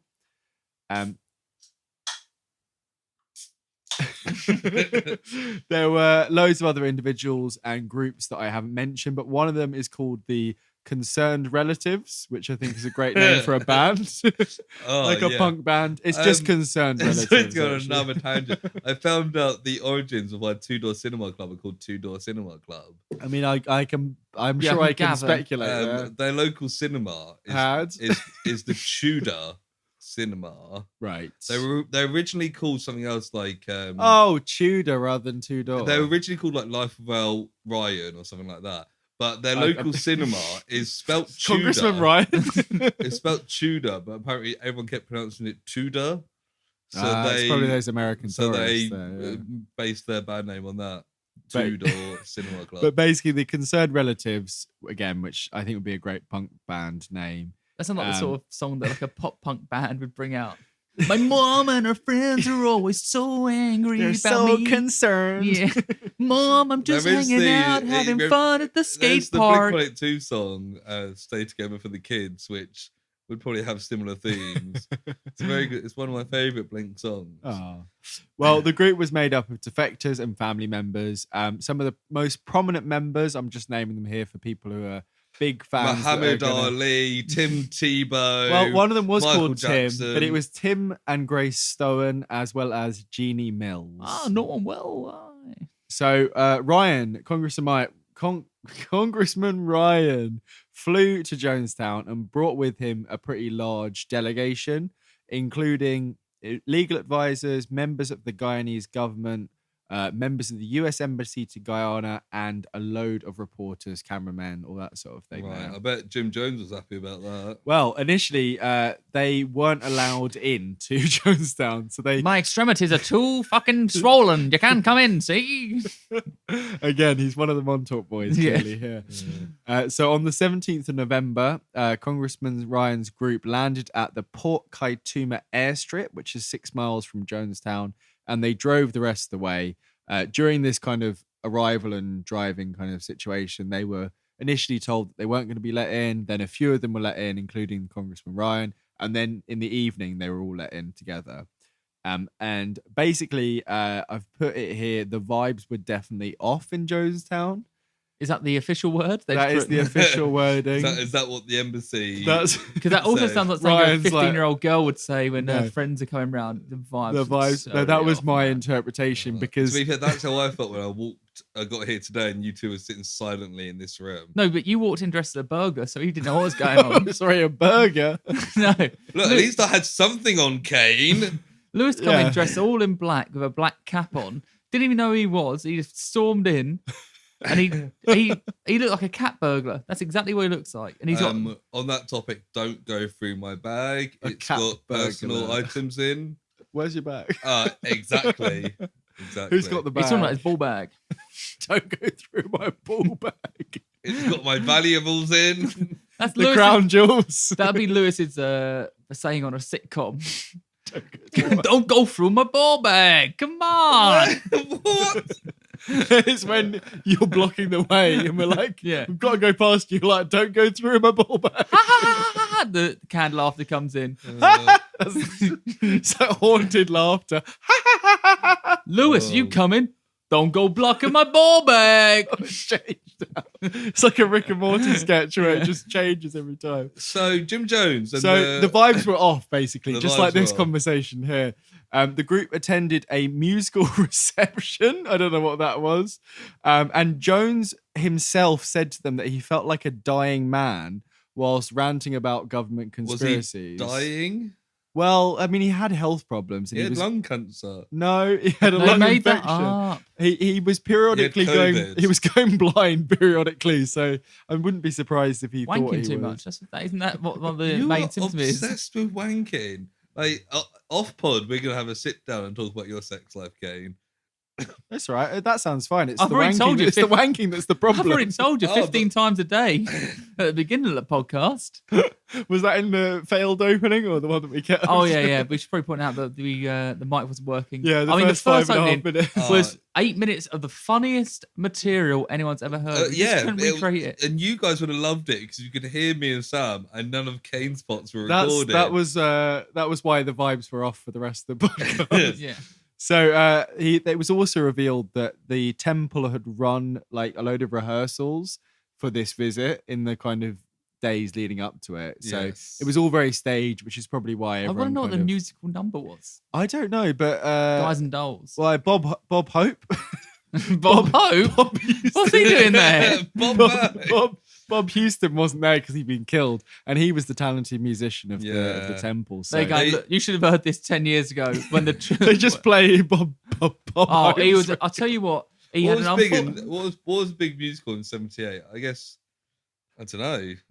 Are you looking Shakespearean stuff? They might have made a song. Sam, why is it Shakespearean? Keep stalling while Sam can Google. I can't think of any fucking musicals before the 90s. Shadow Dancing they by could Andy do fucking Gibb. Cabaret. Night Fever, You Light Up My Life, Staying Alive. There's a lot of Bee Gees here. Do you know what? How Deep Is Your Love? Back to Your Wake. Hardshot wants the Bee Gees, the Saturday Night Fever soundtrack. Right. She wants that to be played in full at her funeral. Surely you want Staying Alive played. Yeah, she wants that to be edited so it's saying dead. It's just you going dead. Staying dead. The classic song for a funeral surely is Another One Bites the Dust by Queen. Disgusting. So the two temple members with the names Vernon Gosney and Monica Bagby. They're made up names. They both decided to defect that night. So they secretly slipped a note to the group, basically begging for help escaping, because it's the first outsiders that had ever come in. Unbeknownst to them, this act was spotted by a nearby child who raised the alarm. So they've should have beaten him up more in the boxing. No, that's why they're doing it, because they've been beaten into submission. It was when the congressman's group read the note that they knew that something was very, very wrong. That's a quote from the group there. Really? Yeah. In the early morning of November the 18th, 11 temple members defected, sneaking out of Jonestown, including the family of Jonestown's head of security. Which that's going to be a problem. Kind of explains how they got out, I suppose, because, they were involved in that. We got a message from the boss to say, look the other way. Well, I mentioned you guys, because I went to a wedding last week where it's. You went to a wedding last week. You haven't mentioned it. My friend Michael married Erin, a lovely American woman. I wish them all the best. I mean, they're not listening, but they might be. You never know. It's pretty popular in the Midwest. It is. But we did have a couple of listeners randomly in middle of nowhere. Oh no, we get a lot of random American listeners. Yeah. Yeah. And if you're listening, we love you. We love you.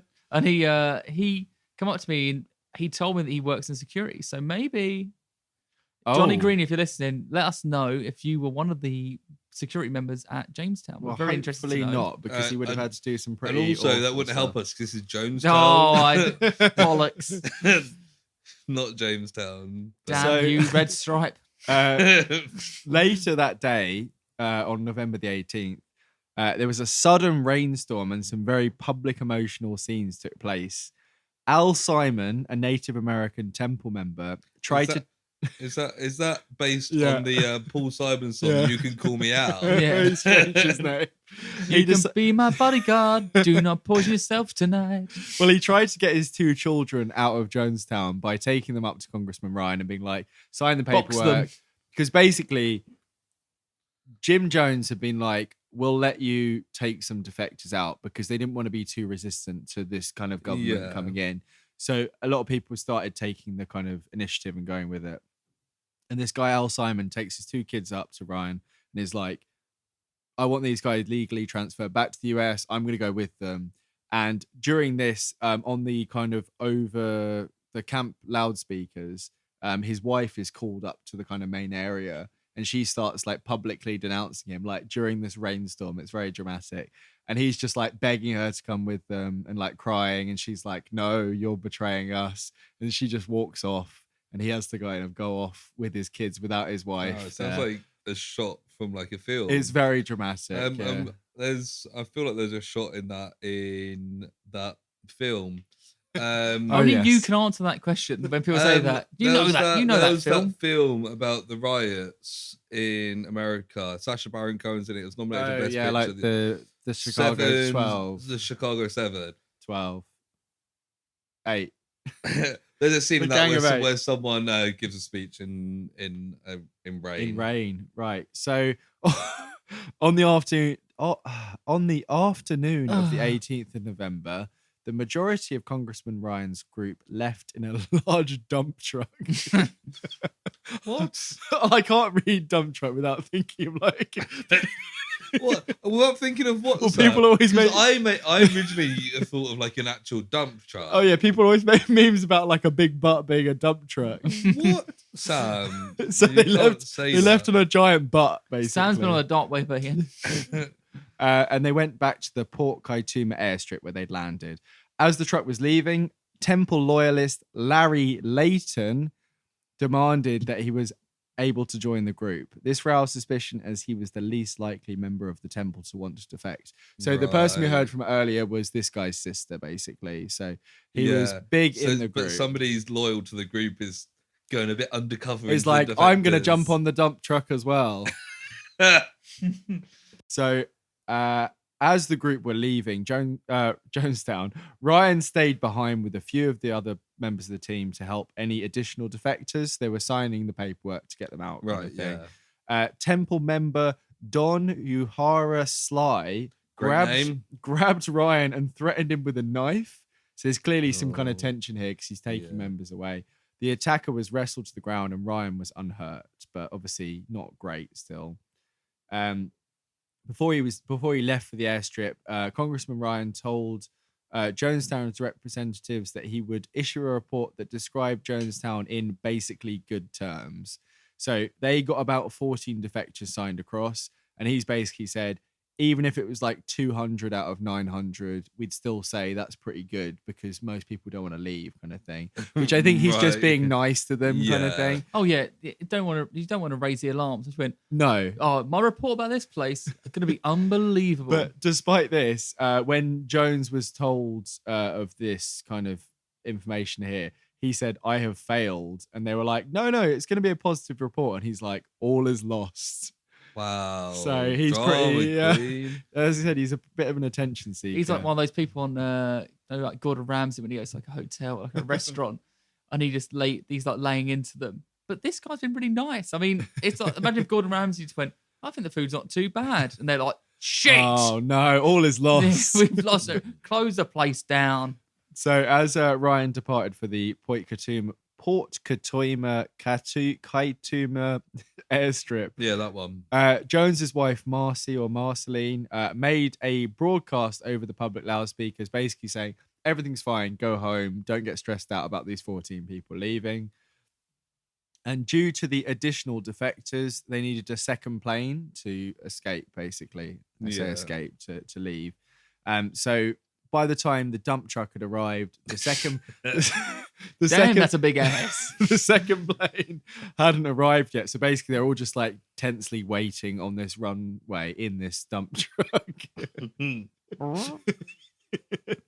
And you can imagine in a film, like it's this kind of tense climax kind of thing. It's pre-climax, basically. And the first plane that arrives is this 6-passenger Cessna plane. So think like small plane, basically. Probably single propeller, maybe 2 propeller kind of thing. One of the passengers who was the first aboard was Larry Layton, the Temple loyalist who had kind of snuck in there. As the plane began to taxi along the runway, he produced a handgun and began shooting at the passengers. Nice. He only managed to wound 2 people before he was wrestled to the ground. Larry. So Larry is a bit of a little bitch, basically. Larry's a useless This bastard. is what happens when you box children exclusively. That when you actually enter a proper fight, you don't know what's going on. You're on a plane with 5 other people. You pull a gun out and you can only wound 2. It's these red-blooded Americans. They're all, these true Americans. He brought out a popper. Let's get him. Get him, boys. Get him, boys. Stick him up. So, it gets a bit dark here because while this was happening... Was it night time? A tractor with a big trailer was approaching the larger plane as the passengers boarded. From the back of the trailer, Temple members popped up with shotguns, handguns, and rifles and started opening fire on the boarding passengers and the plane itself. That seems like a dumb idea. Well, a couple of them kind of left and circled round at the same time, but basically they're opening fire on the people that are leaving to report maybe good things, maybe not. But NBC cameraman Bob Brown caught the first few seconds of the shootings on film, and you can watch these. I didn't watch them myself, but you can watch them before he was killed, basically, alongside Greg Robinson, Don Harris, and Temple defector Patricia Park. Congressman Leo Ryan was also killed during this altercation, and he was shot over 20 times. Bloody hell. Many other members of the group were injured in the shooting, but the small plane, the Cessna, managed to take off and escape to the Guyanese capital of Georgetown. But the larger plane and its injured passengers were left on the runway. So they kind of had to make a decision, like either it's like the 6 of us or not. And I think they chucked Larry Layton out of the plane with someone like detaining him still, because he's still basically there. While Marcy's message was being broadcast back at Jonestown, a large metal tub was being filled with grape flavor aid, diphenhydrine. That's a little version of Kool-Aid. Oh, we've got some trivia about that, yeah. Chlorpromazine, chloroquine, chloral hydrate, Valium, and cyanide. So basically a fuckload of sedatives and cyanide. Sounds like a good night here. You'll be lucky, Kane. We'll keep the cyanide for ourselves. So 30 minutes after... You may not have heard, but you might have missed a couple of episodes. We're planning on ending the podcast with a murder-suicide. We don't know who's going to do it yet. It's very relevant. I mean, then in 5 episodes, it'd just be me going, they're dead. My sister's DJ in their wake, though, so if you want to come, it's £2 to get in. So 30 minutes after that announcement saying that everything was good... Jim Jones went on the mic and said, No, he said, "Come on now, let me hear you shout." He said, "For all members, are you ready?" He called for all members to come to the communal pavilion, which was basically just like it's got like a corrugated iron roof and like a big square, like a warehouse with open sides. Basically, it's not very pavilion-like, I would say. There's a 44-minute tape known as the Death Tape, which is an audio tape. That's like a early Metallica album. Death Grips. Yeah. Which records most of this meeting here, during which Jones is recorded saying, "One of those people on that plane is going to shoot the pilot. I know that. I didn't plan it, but it's going to happen. They're going to shoot that pilot." Layton, by any chance? Who failed at doing that? And down comes the plane into the jungle, and we had better not have any of our children left when it's over, because they'll parachute in here on us. So he's clued in. He knows that something's happening. He's basically probably deflecting, deflecting, like an end of days kind very of. much. And he thinks that if the CIA turn up, basically there's recorded conversations. They think the children are going to be converted to fascism, and this idea of revolutionary suicide is brought up immediately. I mean, the CIA probably would have parachuted in and then replaced him with a democratically, in inverted commas, leader. To be fair, very like good. these kids would have within 2 weeks been saying the Pledge of Allegiance to their flag. Oh, absolutely, yeah. Which is not at all fascist in any way. No. Saluting to a flag every morning at school is not... It only happens in America, Nazi Germany, and North Korea. And I'll tell you another thing that's... all the best places to live. Yeah. You can say what you like about Hitler, but he ruined the Roman salute, didn't he? Thousands of years where people were doing that salute. And he also ruined the swastika. Yeah. Do you know the train station used to get to college up into Bridge?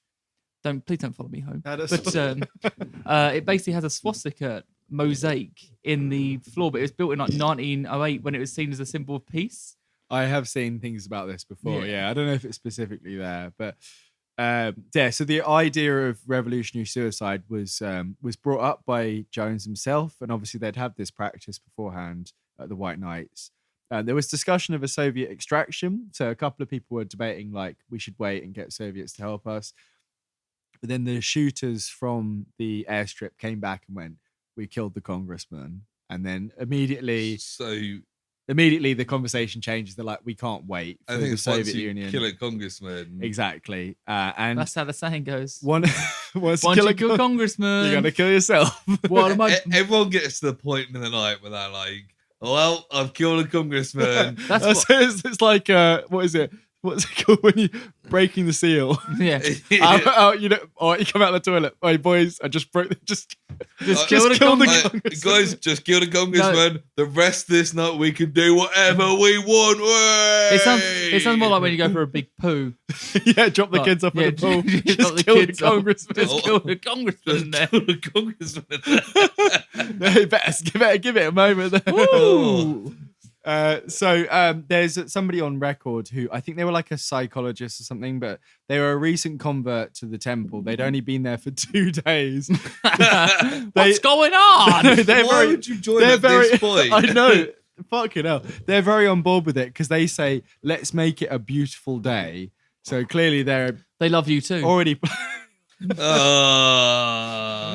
Fuck off.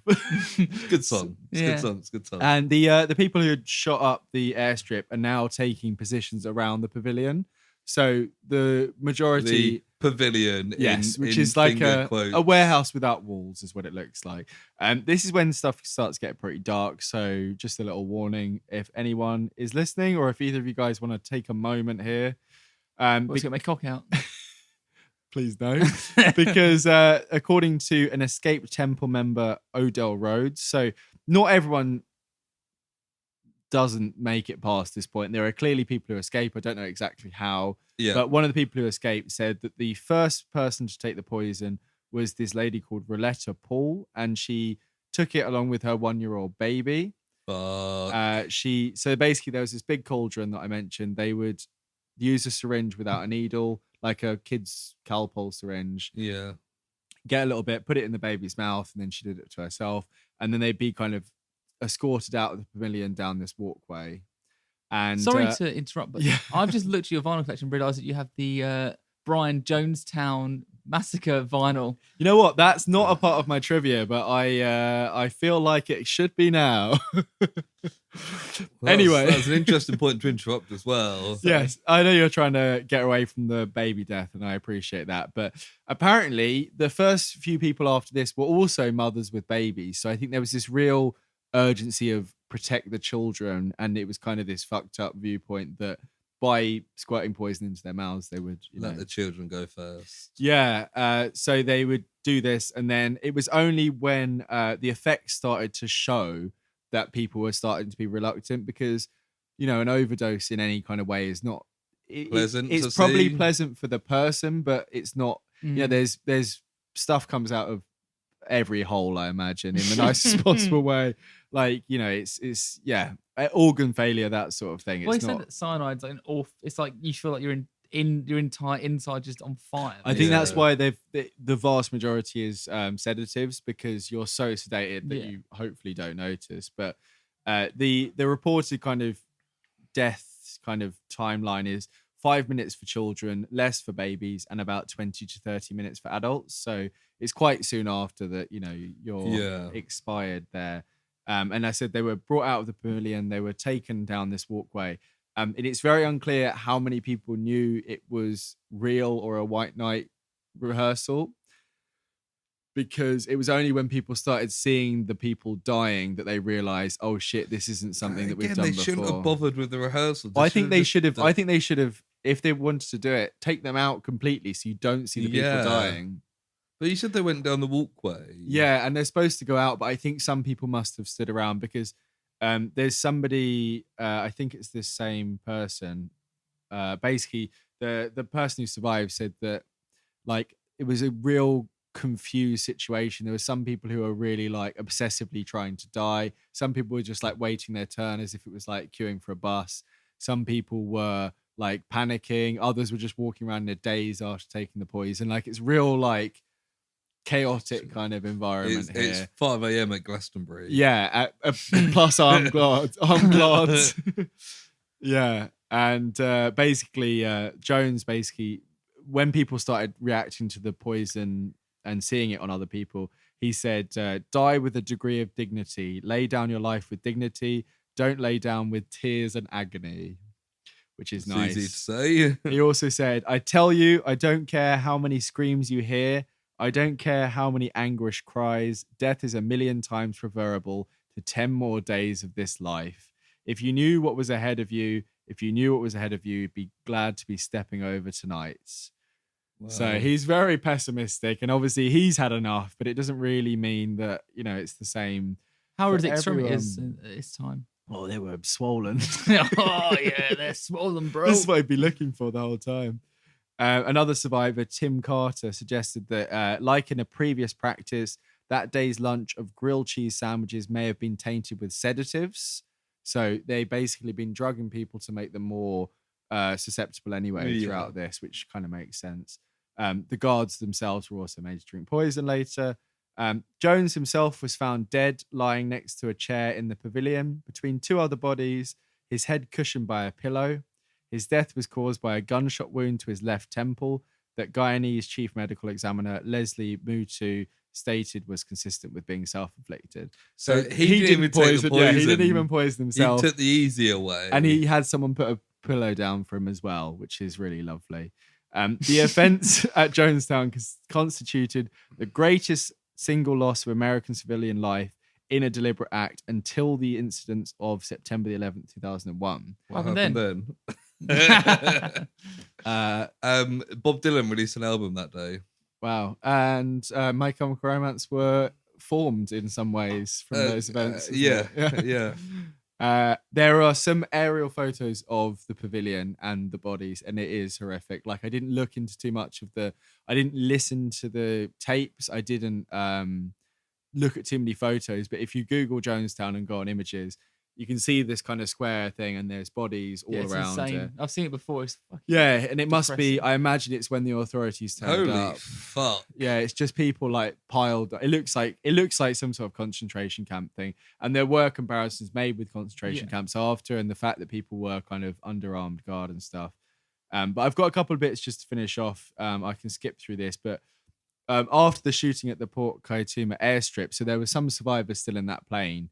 And they kept hold of Larry Layton, the guy who'd opened fire, and were rescued by the Guyanese government.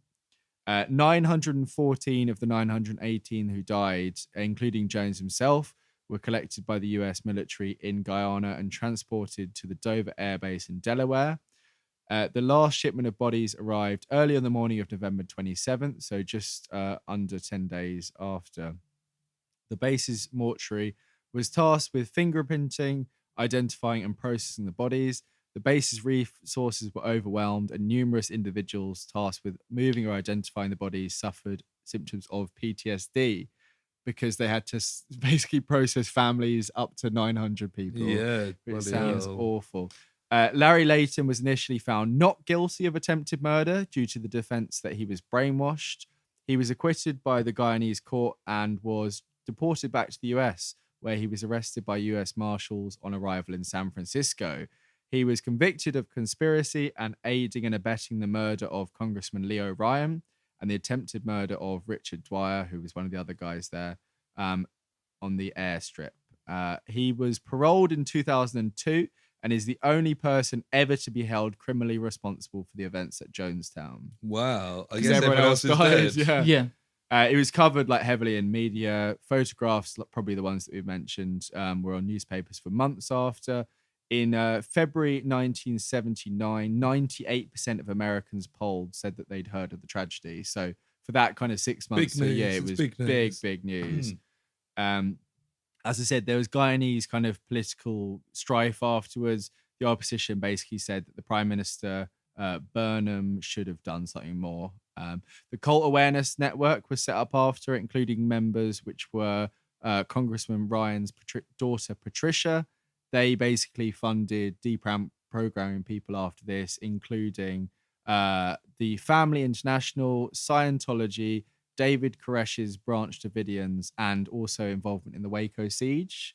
So he did some good basically afterwards. Well, it's like Heaven's Gate, I think they're called. Where they're and essentially they had the same sort of thing. It was like Jonestown, but essentially what they did was they committed suicide when I think it was the comet Hale-Bopp came close to Earth. Bob. And isn't it Halley's Comet? One of the two. Hale-Bopp. I've had 4 red stripe. Like, I don't know where I am. Oh, bloody hell! Didn't see you sneak those away. Yeah, this is a non-drinking podcast. It's a safe space. But so they killed them, but they made sure they left 2 behind to share the message and explain everything. So it's weird that. Did we? Yeah, their website's still their website's now. Their website's still live the same way. It's the same format. It was like 1997. It's like the Space Jam website. Yeah. Although they've changed it for Space Jam 2, which is terrible. But apparently you can still access the old Space Jam website. Looking at the compound now, Jonestown. Basically, after those kind of events there. Use it for Camp America. The Guyanese government basically... Or a season of Survivor. They basically left it as it was. The local Guyanese people looted it, but didn't actually take over the buildings because of the associations with the mass killings. The buildings were mostly destroyed by a fire in the mid-1980s, after which the ruins were left to decay and be reclaimed by the jungle. The unclaimed bodies of over 400 of those who died are buried in a mass grave at Evergreen Cemetery in Oakland, California, as many of them were from this area. In 2011, a memorial to them was erected at this cemetery. So out of the 900, you'd imagine about 500 of them seem to have been claimed afterwards, but there was 400 who, for whatever reason, either their families didn't want to take them back or they just didn't have families to speak of, were basically left there. Just got a couple of bits of trivia, maybe to lighten the load there a little bit. Oh, yes, let's lighten the load in that dump truck. Share the load. In 1979, Joseph Hollinger, a former aide to Congressman Leo Ryan, claimed that the Jonestown massacre was a mass mind control experiment conducted by the CIA. He's not the only person to make this claim, because there's other people, including a newspaper columnist in 1980, said the same thing. Right. And we haven't yet covered, there's this very specific mind control experiment, which we may do at some point. And I'm treading water here because I can't actually remember what it's called, but I'm also pretending MK Ultra. MK Ultra, that's the one there, which I mentioned in one of mine before. We will do a report on that one day. Yes. It's an unbelievable mid-90s rap song that's based around MK Ultra, but I can't remember. There's also a song by Muse called MK Ultra on their Resistance album. Is that when he had the old hedgehog hair? He's always had the hedgehog hair. He was born with hedgehog hair. He still has hedgehog hair. Awful haircut. And the other piece of trivia, although Jones used poison Flavor Aid, the drink mix was commonly mistakenly referred to as Kool-Aid, which led to the phrase drinking the Kool-Aid. Is that where that comes from? Which refers to a personal group holding an unquestioned belief, argument, or philosophy without critical examination. Kane's drinking the Kool-Aid. So that's where that comes from. What was yours saying again? Kane's drinking. No, you're one about the balls. Don't go through my balls. No, what was it? Don't step on these. I don't actually know. No, don't get through my bag. Oh, don't lick these bollocks. I'd never say that. That is the end of my report on the People's Temple Agricultural Project, aka Jonestown. Woo! Yeah. Go get it. Well done. I'm bowing. Jim Jones is bowing with me. He's dabbing. He's now dabbing as well. Oh, disgusting. Oh my God. Yes. Yeah. No, I wouldn't say I enjoyed that. It was interesting. Yeah. Because of the content or the way it was presented? Both. Ah, no. Doing. Doing. I like that. Doing. But well done, Sam. Got anything to say about it particularly? Should I give you a rating out of 10? Any jokes that I kind of ploughed over there towards the end? I mean, a lot of the jokes I would have said were insensitive for a podcast. So that's all right. I mean, as long as they don't have anything, Well, maybe we should just move on, actually, before I... Yeah. So, we don't do ratings for these, and I prefer not to hear your rating there, to be honest. We can hear some ratings off pods. I'll give you 48 out of 4 triangles. So try and guess what I mean by that. That sounds pretty good. Triangles, 3 sides. Yeah. Okay. Okay. On that basis, I'll give you 6 sleeves out of lamp. Nice. We're doing a kind of vague socialist cult speak. Is that what we're doing here? Look, 6 sleeves out of lamp. Brother, please. Okay. We're trying to rate your podcast. You can very much tell where Lewis got his rating system from, considering the amount of lamps and leaves in this room. Yeah, I would like to rate your podcast 3 King Gizzard posters out of 5. So take that as you will. Lovely. That was interesting. Well, I enjoyed that. Thank you for that. But that also means it is now time for Personal Project. And this time, it's personal. Projects. Yeah, man. We probably should have briefed you on that, but that's all right. Yeah, I didn't like the way you both took your tops off at the same time. Look, personal projects is personal projects. We'll probably do just one each for this because there's 3 of us. I can't actually think of any. So if anyone wants to go first, that would be fantastic. So me and Christina, Sam, you'll probably be into this way more than Kane will. Oh, hello. Anal. Have started rewatching Agents of S.H.I.E.L.D. Oh, yes. Because we spoke about doing a side podcast. I love S.H.I.E.L.D. I didn't know you liked Marvel films and Marvel stuff. And we're something like 6 or 7 episodes into season 1, so it's pre-Winter Soldier. But still, I'm like, I love it S.H.I.E.L.D. gets better as it goes, doesn't it? To a degree, yeah. Me and Christine were like, we love this, and this is before S.H.I.E.L.D. even got good. Yes, yeah. That first season is. Yeah, I mean it's charming characters, it's well written, generally speaking. The central team, like Coulson, May, Ward, Sky, Fitzsimmons. Yeah, they're good. all great. They are decent those guys. I love those guys, man. Every single one of them. It's also quite interesting. I think it's the first time I properly watched through it, knowing everything you know. Right, yeah, because initially it would have been as you go kind of thing. Yeah, you're watching without knowing that Russia invades Ukraine, so you don't know what the hell's going on. But yeah, I'm sure I will mention it a couple of times in the future again. But Agents of S.H.I.E.L.D., it's a good show. It's cheesy as fuck, but it is really good. Is it Jed Whedon? It's not Joss Whedon, it's his brother. Yeah. But he was involved in the first episode, and thankfully not the rest of it, just because of his allegations. Oh yeah, / confirmations over Joss Whedon is bad. So that's the main thing I've been watching. I watched Doctor Strange, but we'll save we'll talk about that for I mentioned the Silver Screen Project. So we did the Batman, we did Fantastic Beasts, The Secrets of Dumbledore. Our next series of the Silver Screen Project will be Doctor Strange. So very soon we'll release an episode. Actually, I think by the time this episode comes out, it will already be up. Yes. Because we're recording ahead of time now that I think about it. Yeah, so go back and listen to our thoughts on Doctor Strange and get excited. And What If as well. And the What If episode on I think they're both going to be out in the same week then. And get excited for Multiverse of Madness. Yes. But I have watched Doctor Strange, but I'll save my thoughts for that. In the meantime, Kane, what have you been watching, doing, playing, seeing, hearing, singing, wanking? We know about that already. What have I been up to? It's funny, isn't it? Whenever I ask you that question, you forget anything you've done in your entire life. It's when we go, what's your favourite band or what's your favourite song? You forget every song you've ever heard in your entire life. That's why we asked you to prepare. Kane, we all know your favourite song is I'm Too Sexy by Right Said Fred. I mean, especially with the recent allegations.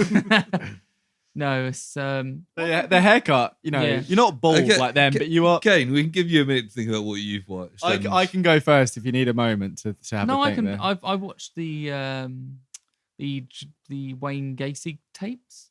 Oh yeah, John Wayne Gacy tapes. Yeah. That sounds fun. Oh, you know what? Do you know what's a real way to spend your weekend? Watching a clown murder people. Yeah, man. Oh, I mean. Hearing about a clown. Yeah. I mean, to be fair, people went to the cinema to see a clown murdering people very recently. Twice. Twice. I don't know why I said it like that. Twice. Yeah, what else have I done? So what is this Gacy tapes on? It's basically about a very famous serial killer. I mean, what streaming service is it on? It is on Netflix, which I'm actually leaving. Are you? Unfortunately, due to the price increase. It's not the price increase. It's just the fact that there's a lot of shit on there. It's not very good. Yeah, also I don't pay for Netflix. It's massively. Yeah, we heard about that last week. Are you still using Sam's? Sam's on my laptop and phone. Christina's sister on my TV. TV. Little bitch, man. Fucking, what was it, like £6? No, mine is now $13.99. So you can go on my Disney Plus. Yeah, I stopped paying for Disney Plus because I couldn't afford it. Yeah, no, use my Disney Plus. It's fine. I just started searching Disney on my phone. God, we need to wrap this up. Anything else you've been watching, Kane, that you can think of or doing? Any projects? You've been to some weddings. How's the gym? Gym's good. Been pumping it. How much pump you done recently? Well, I've ended my bulk recently, so I've stopped eating. 3,500 calories a day. Gone down to about 2,000 now, 1,800.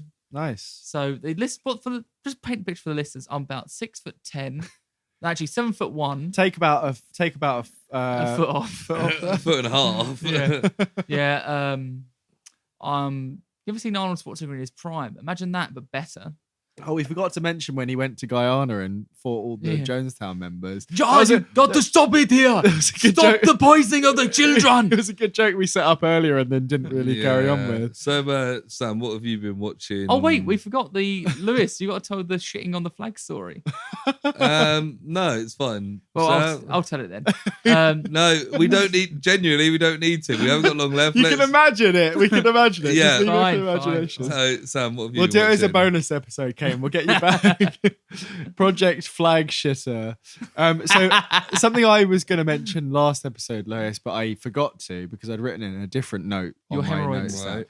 Right. It's the latest episode of Riverdale. I'm going to catch you up with. Oh, Riverdale! Sam loves Riverdale. This was a bad episode, even by Riverdale standards. Oh, that is bad. It included a fairly new character called Tabitha Tate, who was shot and found out that she was something called chronokinetic, which means that she's a time traveler, but only when she gets hurt, maybe? She goes back in time to the 1950s and has an angel helper who looks like her boyfriend from the present day, which is very convenient for casting there. Right. She then moves through moments in Black history. She is a Black woman herself and realizes that Riverdale is important for all these moments in Black history. And the bad guy, who I think I mentioned, Percival Pickens, he turns out he's some sort of demon that goes throughout time. Classic. Yeah, this is the same. This is still Riverdale here. At one point, there's a Holy Grail, and it's her totem to return to the present. So she fills it with a milkshake and drinks it. Apparently, all these new superpowered characters are being prepared for some sort of war against a demon. And she also went to a apocalyptic future of Riverdale. Lovely. And that was the last week's Riverdale episode, which will now be a little bit dated. What is Riverdale? It is the Archie comics thing. Have you not heard of Riverdale? Veronica. I lived under a bathtub in the park. It's a Netflix series, and it's based on Archie comics. It's just like Archie, Betty, Veronica. It's a very wholesome kind of thing, but they did kind of go a bit mad with it. The series is wild. They drank some Kool-Aid, you might say. Am I right, guys? Yeah, I've definitely drunk the Riverdale Kool-Aid, but initially it was kind of like vaguely like Twin Peaks light, but like teen drama, and there was like serial killers, and they'd allude to mystical stuff, but it would never happen. And then in the most recent series, there was an explosion, and like 5 of them now have superpowers just out of nowhere, including the dog. And it's just and someone's ancestor has possessed her and all this. It's like a telenovela, I think I've said before. And it's fantastic. And if you want to watch 107 episodes or something on Netflix, do you know what I didn't? Before you cancel, I walked in, watch Gilmore Girls. I walked in and went, Sam, I want to watch not 108, not 106, but 107 episodes of anything. And I went, give me an hour and 57 minutes, and I will think of something for you. And then we made love for that exact time. Sadly, and then we started recording the podcast. Sadly, I haven't watched any more Gilmore Girls, so I can't do Gilmore Boys update. Gilmore Boys, but I'll stand by Gilmore Boys for life. Isn't it the one with that's what got Betty White in it, isn't it? Is it Betty White? I don't know. Betty Maybe. What's her face? It is in it. Barbara Melissa Walters? McCarthy. Melissa McCarthy's in it. Boo. Well, she's all right, but she makes a lot of bad films. She's actually quite good in Gilmore Girls. See, I'm thinking of the Golden Girls. Sorry. Yeah, very different. Gilmore Girls, Golden Girls. See, even when I don't watch Gilmore Girls, I can talk about Gilmore Girls. Generally, Kane, Gilmore Girls is really, really good. Christina get you into it, but I think I would recommend. No, Riverdale. I watch it on my own. I remember when I moved. Well, we used the pod. What do you call your podders? The Project Boys, Projectors, the Projectors, the P guys, the P people. Anyway, but yeah, when we moved, it's funny because when you go on your own Netflix or on your own streaming service, you see the recommendations for you. But the ones when I used to review, it'd be because obviously Christina likes to watch porn. Yes, it says nothing but hardcore pornography.